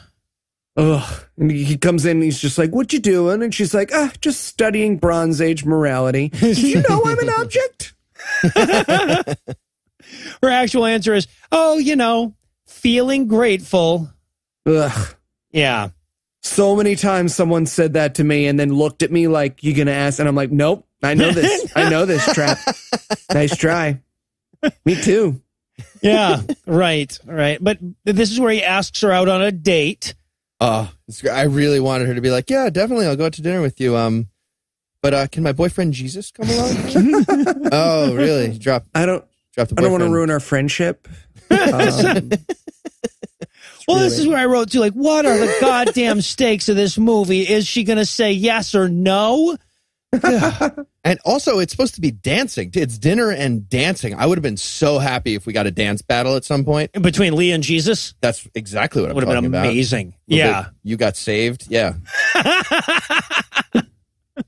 So, but now we have to go to court where Hicks, the guy, the informant, cop, shooter, alleged, whatever, is pleading out and going to jail for 15 years. And it's all because of that story that Lee Strobel wrote, which is probably the only true thing that shows up in this movie. He's a cop, shooter, and a snitch. Yeah, well, no, but yeah. And the cop shooter is very upset with Lee for writing that story because he says, hey, man, if you're innocent like you said you were, why would you plead out? And he goes, it's almost like somebody wrote a goddamn front page article about what a dick I am and what a cop I shot and left me with no fucking choice. But I don't blame you if that's what happened historically. Just know, really, my vagary earlier in the movie is to blame, not your bias. You don't see color. What race am I? You don't even know. At this point, I wrote in my notes, like, wow, I'm checking the time every 5 minutes, and I don't know the movie's runtime. Like, I don't know what we're aiming for, but yeah. You just want to know time is passing. Yeah, exactly. It's like when you're at work, when you had that shitty job as a kid, you're like, I'm not going to look at the clock for another hour. And it was like 2 minutes later. Yeah. Scrape. Another deep cut. And then we get that all-important husband and wife date scene that we've been waiting for this whole movie. Yeah, and their date is at a barbecue? Where the fuck are they? They went dancing in someone's backyard, right? Where there's one single guitar player doing a regular gig in this backyard. It's so fucking weird. I felt like someone was about to hand him like a person-sized rack of ribs like the Flintstones for dinner. Yeah, it was bizarre, to say the least. And then, of course, we get some conversation with him after all the dancing. And we almost get Pascal's wager, but we only just get the tip at this point. Don't worry, we will go full Pascal eventually. Well, he starts it. He reversed Pascal's wager her, which she replies to with Pascal's wager. And if you're wondering what that looked like in the movie, it was, what if you're wrong? What if you're wrong? Scene. You. Scene. Yeah, right. Am I? That's just... Are you? Are you? Am me? I?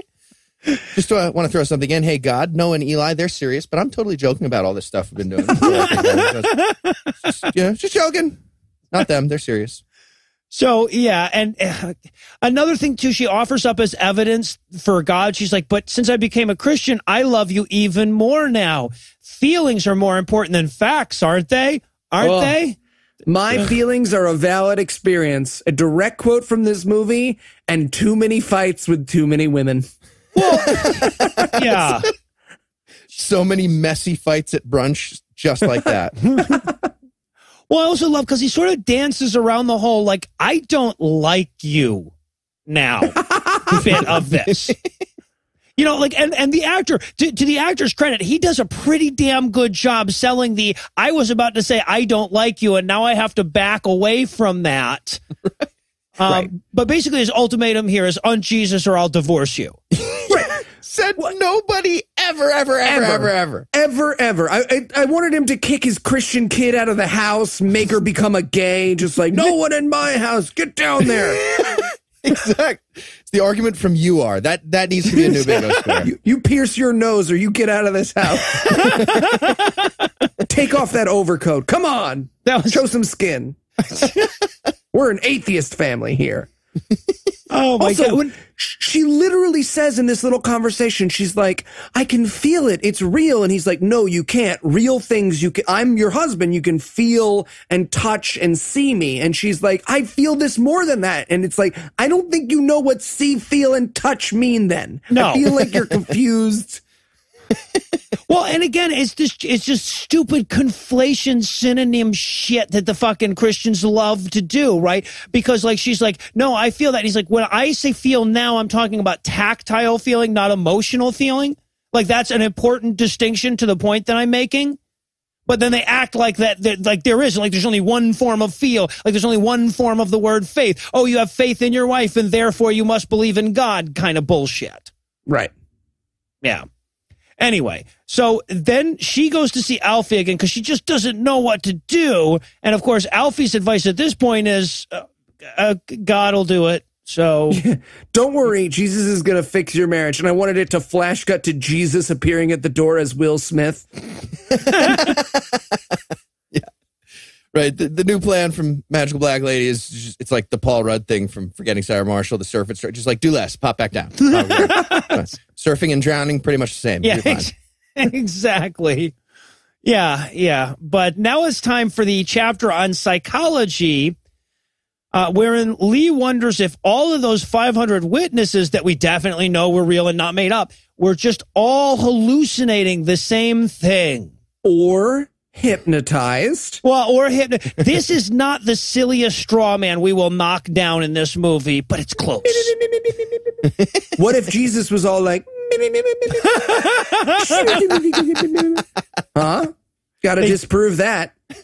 He's a journalist. That's just as important as this one, yeah. So now he goes to see Dr. Roberta Waters, agnostic. Ooh, Faye Dunaway. Faye Dunaway still looking pretty Super damn good, old, isn't she? hot. Yep. Yeah. She is sewn to that chair. That is the only way she remained upright and did not turn into dust during this scene. I'll just sit here. Mm-hmm. No, you come down here. No. You're right here. There you go. But she, in her professional opinion, does not think mass hallucination is a very likely explanation at all. 500 people could never be wrong. Well, yeah, I mean, her argument is basically like the resurrection is way more likely than a bunch of people being incorrect or lying or being made up later by a motivated third party. Miracles are way more likely than those verifiably true things that happen. Mm-hmm. Are they? Is it? But then... And the scene is like super quick. She's basically like, no, that would be stupid. That would be even a bigger miracle than the resurrection. He's like, that's a good line for the book. But then before he leaves, she calls him back. She does the Columbo thing. Oh, one more thing. She's the Sherlock psychologist. Yes. Yeah, right. Yeah, exactly. She goes, tell me about your daddy issues. And he's like, what? I mean, wow, that's crazy. I do hate my dad, but why do you ask? And her answer is, you know, all atheists hate their dad, right? All 5 of them. All yeah, she names all 5 atheists in history. So. She names the 5 of them. I forget who the other 2 were besides the 3 of us. And they all hate their father.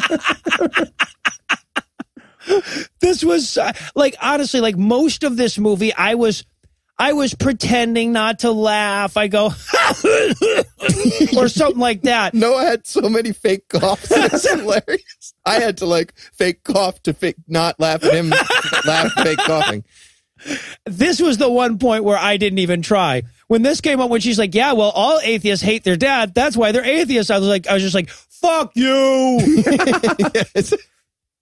And the audience is like, at this point, like, yeah, that was a little much. And what does she call it? Daddy wounding? Dad wounds? We all have the father terrible wound. Fathers? Yes, that's father it. wound. Yeah. Just cut to Darth Vader. Luke, this podcast is called Waking Up. I think you'll like it. Okay. He's going to stay reasonable throughout this podcast. Oh, yeah, don't worry about it. All of his guests are great. And always will be. Yeah. So now the wife is Bible underlining some more while Lee works away in his Jesus office. Oh, just real quick. But I really wanted this to happen at the end of the last scene with Faye Dunaway. Just like one last question. Who won Best Picture? No. So then the wife we cut to the wife underlining some more Bible passages while Lee works away in his Jesus office. Right, but she's now also casting a spell because Alfie told him God will unharden your heart and replace it with one of flesh. So we see her over and over again throughout the rest of the movie being like, please God, make me come home. Fly a bird far, far away. She's like Jenny from fucking Forrest Gump. Also, I love he writes on his big Jesus Rico chartboard or whatever, he writes, mass hallucination, bigger miracle than resurrection, and circles it really.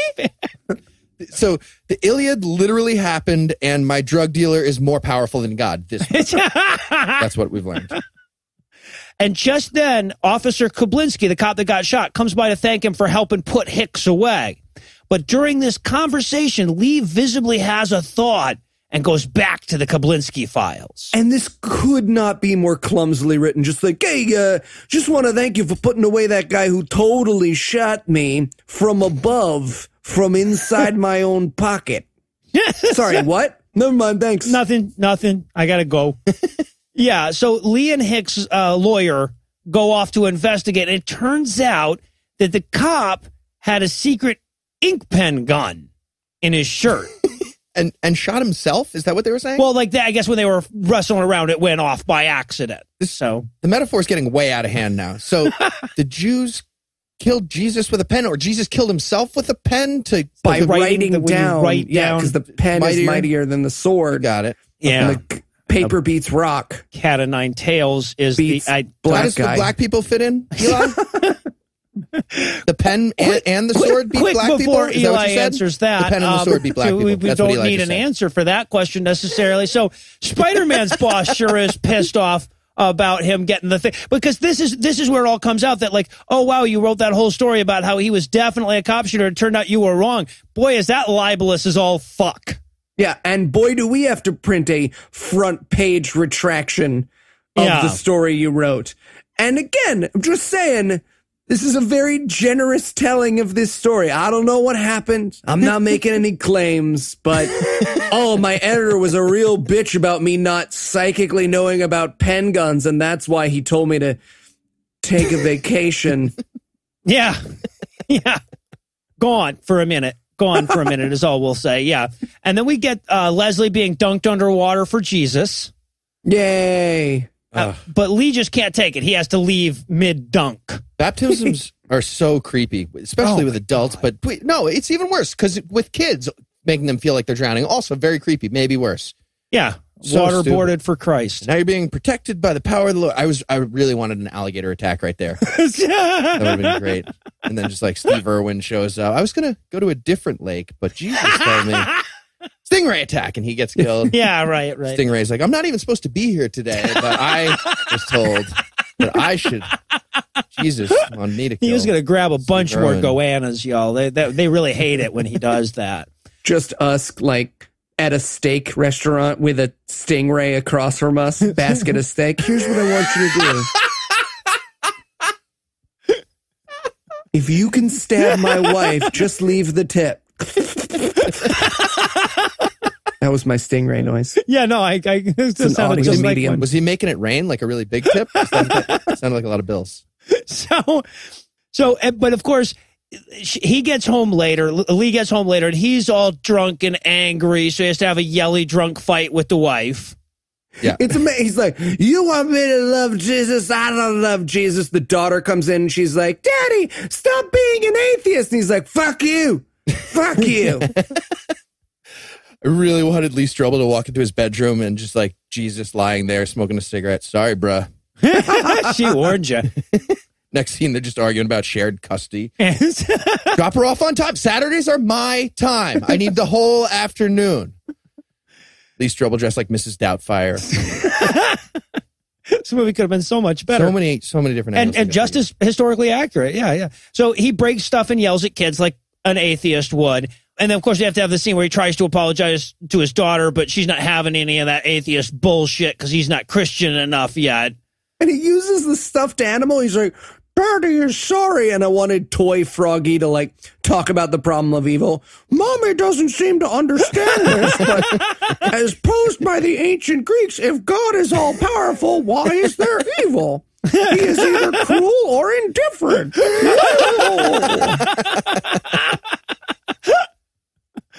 So, yeah. So with his family in arrears as such, he flies to L.A. to see a medical doctor because he wants to find out if maybe Jesus didn't die on the cross. They just thought he was dead, and then they put him in a tomb, and then he snuck out and got better because that's the kind of straw man bullshit they deal with in this film. Yeah. And this guy is scienced up. He is sciencey. He does like 15 unrelated sciencey things within a minute on screen. It's so stupid. Got him wandering through a lab the whole time he's talking. Just like microscope, titration, swirl a beaker for no reason. Lead gloves, uranium thing. Like, just relax. What are you doing? None of that relates. None of that's a doctor stuff either. What are you doing? Oh my God. Yeah, this guy takes off of his lab coat. He's got a smaller lab coat on underneath it. Oh, my God. Yeah, no, they could not have more. This is a science man with this character. So, and I love, too, this is the third and I think final audible audience gasp that we got where Lee Strobel goes, well, to be fair, the Quran says that he didn't die up there. The audience is like, well, that's proof right there, isn't it? Evil brown people said it. Right. And this character very casually is like, I'm sorry, not to offend everybody, but the Quran is a monkey book made for monkey dirt savages. Turns to camera. Boing. I'd also like to add, you are. Yes. Well, yeah, I mean, you know, if we look at how many surviving copies there are of it, it's definitely, it all really happened. Yeah. We're going to figure this out by height. Like dodgeball. Yeah, no, there you go.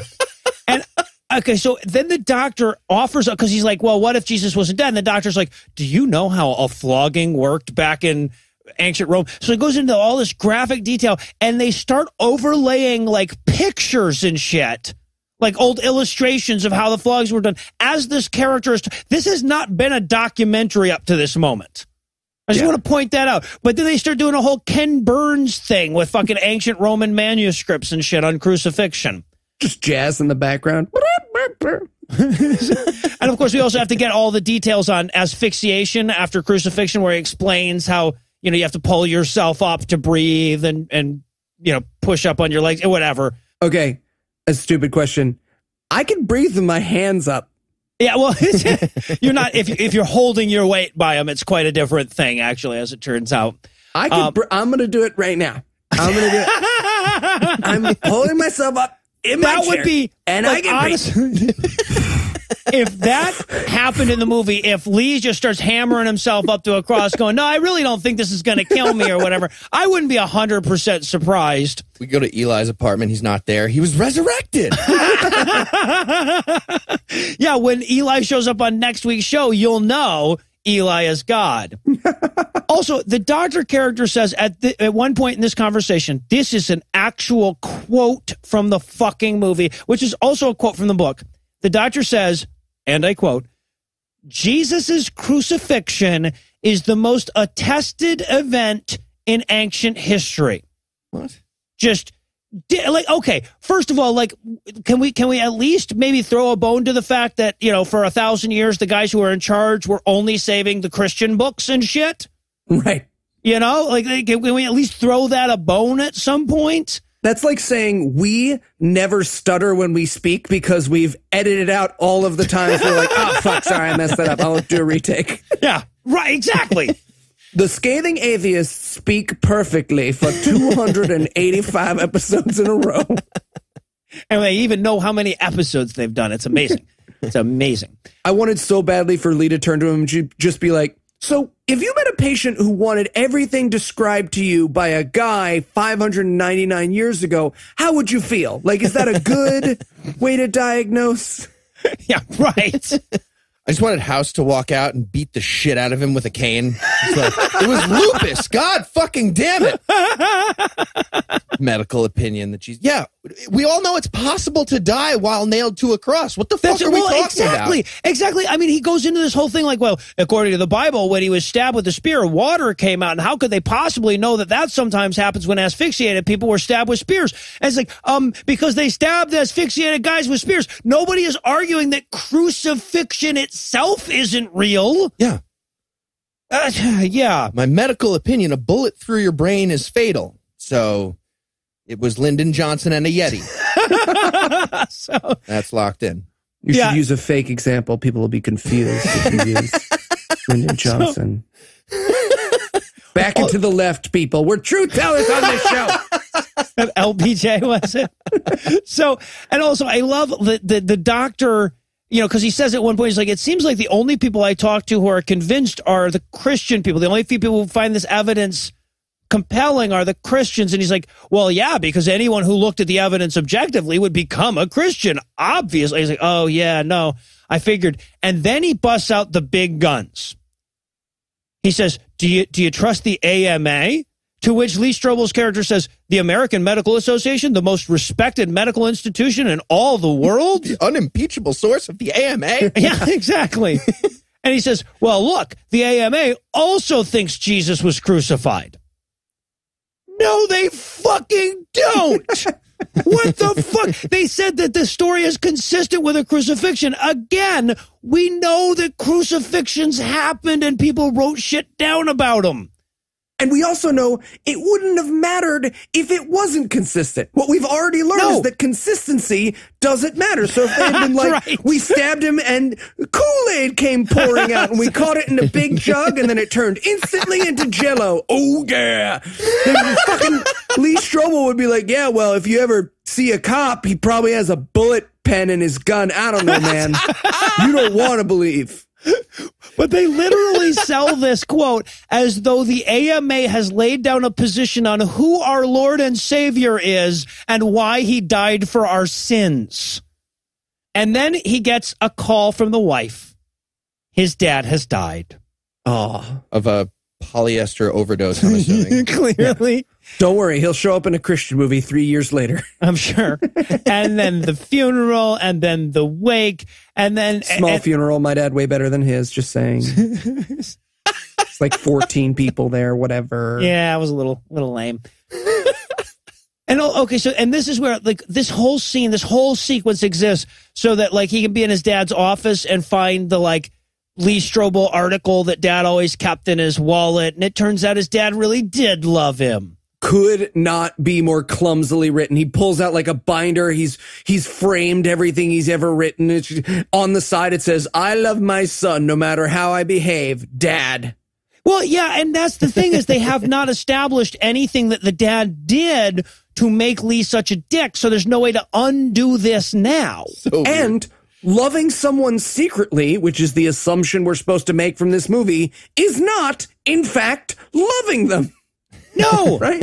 If I every time I see you, I tap you in the dick with my knuckles, and then at home I frame all of your articles, I am a dick to you. Nope, that's true. That is true. I just wanted them to cut over to Luke finding a picture of Leia in Darth Vader's wallet after he died. Fuck, is she my sister? See, this is why I'm an atheist. It's stuff like this. Of course, it's bullshit. So, yeah, then he's driving with the family. They're playing word games with the daughter. And the car radio comes up to tell everyone that Hicks got the fuck beat out of him in prison. And the guards didn't do anything about it because he was a cop shooter. So good. It's like the radio's like, this just it. If anybody knows the main character, tell him he almost got that black guy killed. Also, want to point out they are playing the game that the demons were playing in the Apocalypse series earlier in these episodes. So just saying. Yeah. We do influence these Christian movies. Well, clearly. Yeah. I'm thinking of it. It's literally the game they're playing. I was like, fuck you, Christian movie. It was. It's like, God damn it, how do I lampoon this? Yeah, so the radio DJ says, it was probably because somebody wrote a story about how he was a snitch and a cop shooter, and that guy must feel like a real asshole right now. So then Lee goes to see Hicks at the hospital, and Hicks, as it happens, is not super happy to see him. Yeah, he's like, I'm sorry I couldn't see the truth. And he says, you didn't want to see it. And he's like, oh, just like Jesus. And I wanted it so badly for the Hicks to be like, actually, I was talking about societal racism and bias in reporting it. Oh, and policing. Oh, he's gone. And that this will not get better for me. And that, by the way, is the whole goddamn payoff to that entire storyline. Yeah, because I'd be pissed if I found out that you can go to eternal paradise. As an atheist, I'm really rooting against eternal paradise being an option. Yeah. That's why I don't want to see it. Right, exactly. So now it's time for him to go yell at his mentor some more, where he goes back to the atheist ninja to tell him, like, I've tried everything, but I just can't disprove Jesus. And this is where his mentor conveniently tells him that, atheism takes equal faith to Christianity. Really, I just flipped a coin. I don't know why you didn't just have your wife do that. They're both completely exactly the same in the amount of faith required. Who knows? And that is the crowning argument of this movie. Well, not believing in God still takes a leap of faith. No, it doesn't. It's the opposite, actually. It takes incredulity across the board. That's what it is. Anyway. I feel like you don't know what words do, bro. I feel like you don't even understand the concept. Yeah, for the cheap seats in the back, believing there's an elephant behind you that you can't see does not require the same amount of faith as believing there's not an elephant behind you that you can't see. That's how believing things work. That's what it, yeah. And if that doesn't convince you, you will die of blood cancer if you don't give $10 an episode at patreon.com/GodAwful. You want to take that risk? Associated with awfully low rates of blood cancer by me just now and Eli before that. So now we have to go back to his office so he can bitch at his Christian coworker because Jesus is so damn hard to disprove. And again, he's just such a dick to Kenny the entire movie. Fuck you, Kenny. Fuck you. Tell me if Jesus existed. You know the secrets. And he actually opens this up by going like, oh, you people with your God and all your evidence. The last part's never been uttered by human lips before, so well done, movie. You found a new combination of words. And the guy's response, by the way, is perfect. He goes, look, man, this is where the chili meets the cheese, which I will say in all emergency situations for the rest of my life. If there's ever a mass shooting, I'm going to run at the guy being like, this is where the chili meets the cheese. Because that'll confuse him. He'll stop shooting and be like, I'm sorry, did you just say, ah? I don't put cheese in my... You mean the melty area that they touch? They kind of mix together, don't they? Is that an expression? What if there's sour cream? I don't get, like, do you put it on? Very confused by this. Is that God in the melty area? Well, it's Chicago, so that means on the hot dog. I see. Okay. Speaking of chili and cheese, where does C.S. Lewis fit into this? Is my question. C.S. Lewis was a famous skeptic. Yeah, the Christian coworker's hero was C.S. Lewis, and C.S. Lewis said, Pascal's wager, motherfuckers. No lube or nothing. He just rams it right home there. Pascal, as C.S. Lewis once said, the lion's Jesus. He is. He is. Plus, they made those Narnia books into movies, and, you know, imagine that stack of DVDs. That's very tall. Right? Come on. That's a very tall stack. If you had the cases. All the copies that ever sold would reach the moon. Yeah, centaurs are Imagine all real. That's a tall stack, and centaurs are real. Imagine all the That's young, sweet, innocent children who will read my books. Anyways, yeah, God's real. I turned out to be a pedophile, maybe. So, also at the end of this scene, Kenny, I'm just gonna cut that out, and that's gonna be the whole fucking whole episode. It's just gonna be Eli saying that, and then It's it'll gonna be the intro go music into to the the show from now on. Yeah, right.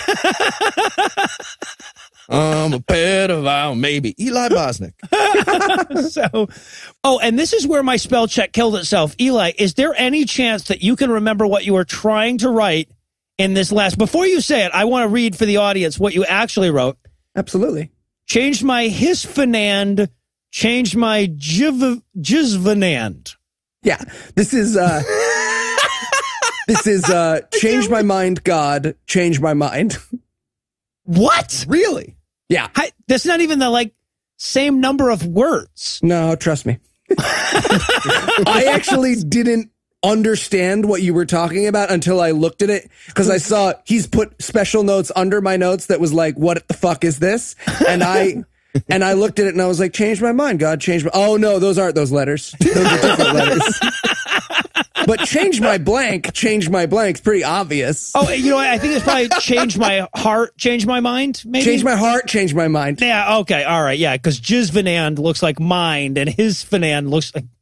I mean, that's what it says on the inside of my wedding ring. I don't like to get super personal on this show, but it says change my hisfanand, change my jizfanand. By Zales. Never. I'm just going to put that as the description of this movie in the notes. All right, so The now Jizvanan Chocolate Diamond by Zales. So now we literally get Lee rolling up his sleeves to get to work on his Jesus thing once and for all. I wrote in my notes here, okay, Jesus, time for you and me to karate fight once and for all. Yes. Well, right, and then this is where we get the 15 minutes of flashbacks of lines that were uttered earlier in this movie. So it's like, remember all these good arguments that we put together? And even this movie's own dialogue that you just heard is being presented in a misleading order, you know? And now he's switched to Southpaw and he's doing pushpins lefty. It's going crazy, just back and forth, him and Dawkins typing super hard, pouring sweat. Yeah, and now Lee believes in Jesus, and I just wrote in my notes, I could have been playing Zelda Breath of the Wild, y'all. I mean, it's fucking Sora, the dam is being threatened by this giant fucking elephant, and I'm here in this goddamn theater watching Lee believe in Jesus. Oh. So he gives up, he admits defeat, and he goes home to get his first fucking 9 months or whatever his motivation is here. And he basically sits his wife down and gives her the, I'm cheating on you talk, but then he switches it to Jesus. Yes. He's like, I haven't been completely honest with you. And she's like, fuck, let's go get tested. No, I don't want to do it. Let's just go get tested. They can swab your cheek now. It's not a big deal. It's just go. And he's like, no, I changed religions. And she's like, oh, me too. Yeah. Yeah. No, he totally gives it the I fucked your sister opening and everything, which is pretty wise, though. If you're going to give some bad news, make them think it's fuck their sister first, you know, and then whatever it actually turns out to be. Oh, you just have cancer. That's better. But he tells her, I tried, but I just can't disprove Christianity. It's true. It's too true. It's had complaints. It's so true. The actual quote. The evidence for your faith was more overwhelming than I could have imagined. Yeah, at which point my theater started to say the word yes and clap very loudly. We did not. I think our theater was asleep by then. They were all fairly geriatric. Yeah, we woke them up again at the end when Heath started doing a slow clap. She says, let me show you what I've been working on. And it's her underlined Bible, but I wanted it so badly to be a series of Polaroids of her fucking black dudes just see, this is what happens when you are mean to me. But, and of course, he says at one point, he goes like, you know, oh, the evidence was so great. But even more than the evidence, what really convinced me was the fact that you loved me. Wow, that kills your credibility, doesn't it? Why would you put that in the movie? You just kind of admitted that you didn't make this for logical. Anyway, yeah. So she hugs him and he just comes all over himself because it's been so long. And now she shows him an indecipherably useless Bible passage. I don't even remember what the passage was, but his reaction is like, okay, I'm trying to be nice about your nonsense now, but what the fuck does that mean? Those words don't mean a thing, do they? And of course, her response here is, she says, he's like, what does it mean? And she says, believe plus receive equals become, as though that now makes more sense. Is that in the Bible? I don't even know what the... God's up there all excited. It sounded dumb in Aramaic, but that totally ended up rhyming. I told the beginning, believe and receive. That's pretty cool. Rhymes now. Yeah. and he doesn't know how to Jesus. He's like, what do I do now? Do I get a face tattoo? Is there a hat? So, do I have to chop anything off of my dick? Because it's really not, I don't really have a lot to spare there. And she says there's no wrong way to love Jesus. And I was bored at this point, and I realized that we could make a t-shirt that says there's no wrong way to love a Jesus that looks like the Reese's thing, and we would make $1 million. I was thinking when you first said that, I thought you were going to suggest there's no wrong way to love Jesus, and then just have a picture of various sexual positions on the back that you could try.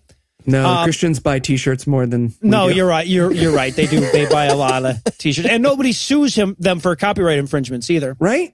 We're gonna put a poll on our Facebook page. If you guys don't mind us cashing in on this one time, we watched 86 movies for you. We just want that sweet PureFlix money. Yeah, no shit. They have their own Apple app.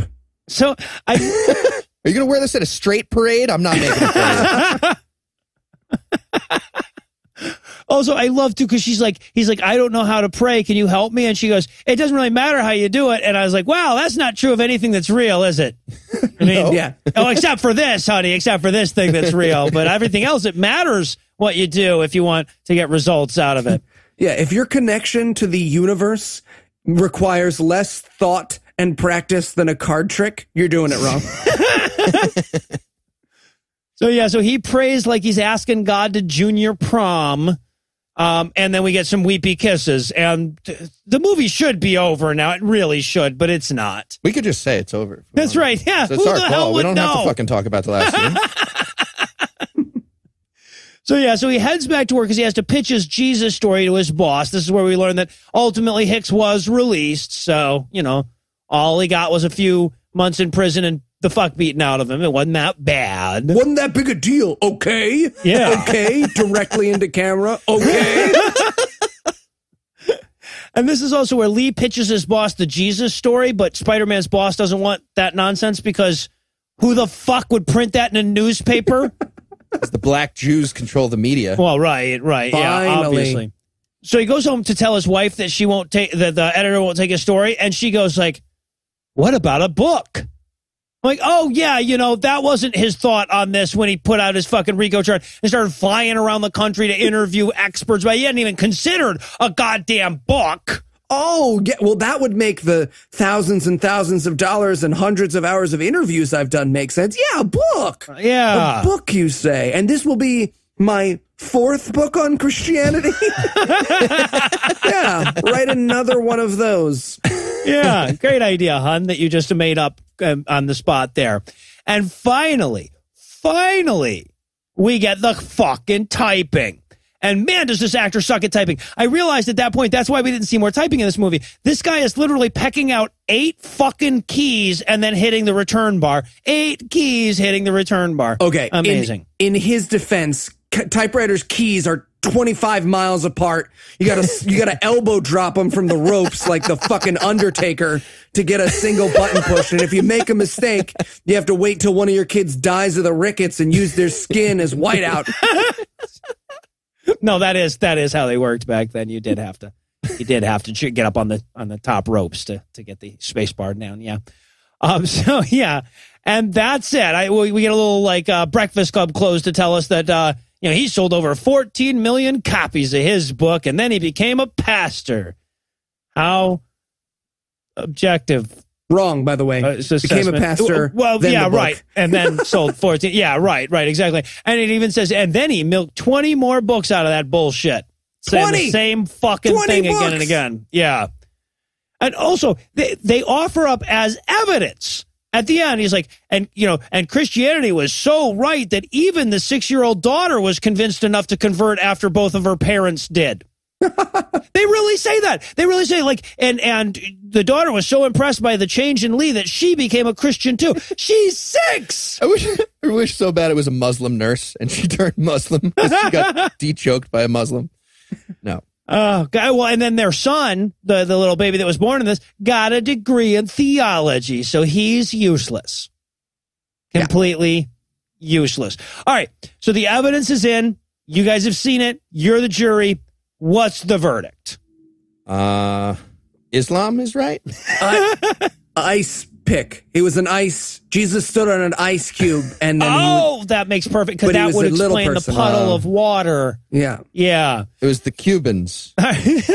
So now, as I've already said, Heath and I watched a special pre-opening airing that included a live Q&A that was broadcast to theaters nationwide, and during that broadcast, they were taking questions via Twitter. Heath offered up some questions, but they didn't take them. So rather than finishing up by hiring a surveyor who can ensure our thumbs are pointed exactly down, I figured we could close up on a few of the tweets that we wish we could have snuck into their Q&A. All right. At Lee Strobel, please ask Kirk Cousins why God hates the Redskins. There's no coincidence. It was on purpose. All right. How about at Lee Strobel?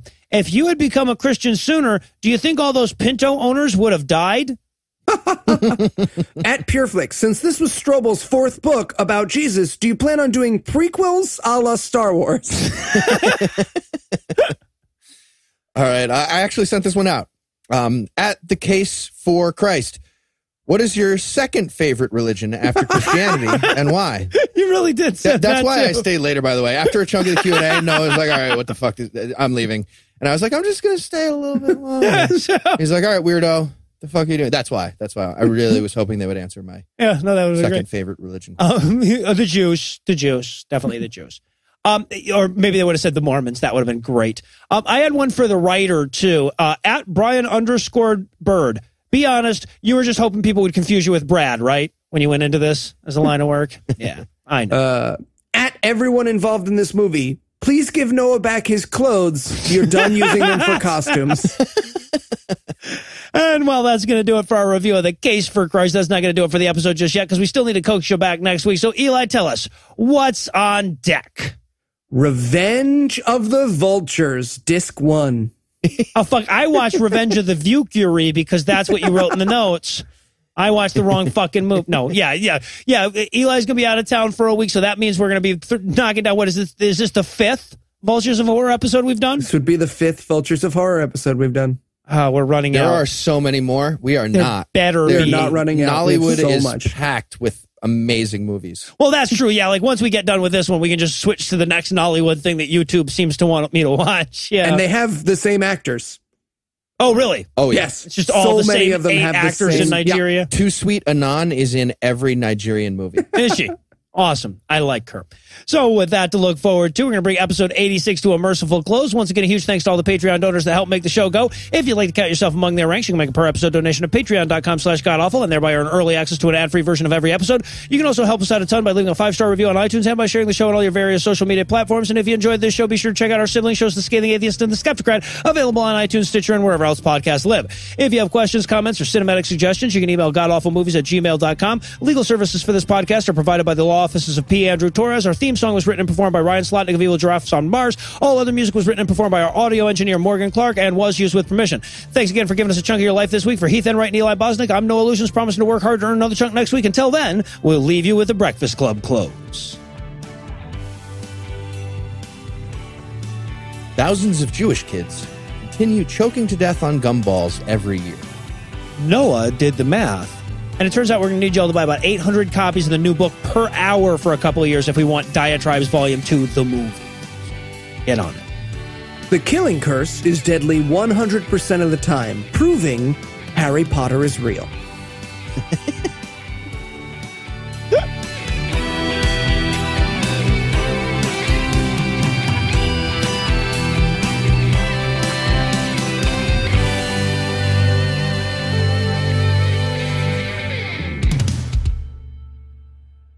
I turned out to be a pedophile, maybe. I'm a pedophile, maybe.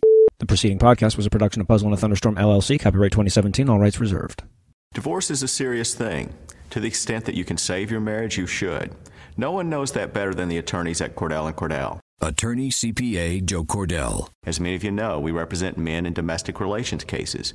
And most of our clients are captive to a process they didn't choose. If they could have, they would have saved their marriage. But their wives told them they want out. Suddenly at issue are the assets they've been a lifetime accumulating. What's more important, their role in their children's lives. If you're confronted with a marriage you can't save, we hope that you'll consider Cordell & Cordell. The attorneys at Cordell & Cordell work to help men maximize their role in their children's lives. Contact the domestic litigation firm of Cordell & Cordell to schedule an appointment with one of our firm's San Francisco area attorneys, a partner men can count on. 650-389-1111. Online at CordellCordell.com. That's CordellCordell.com. Offices in San Francisco, San Mateo, and San Jose. Se habla español. Legal services available in English and Spanish. Kimberly Llewellyn, licensed in California.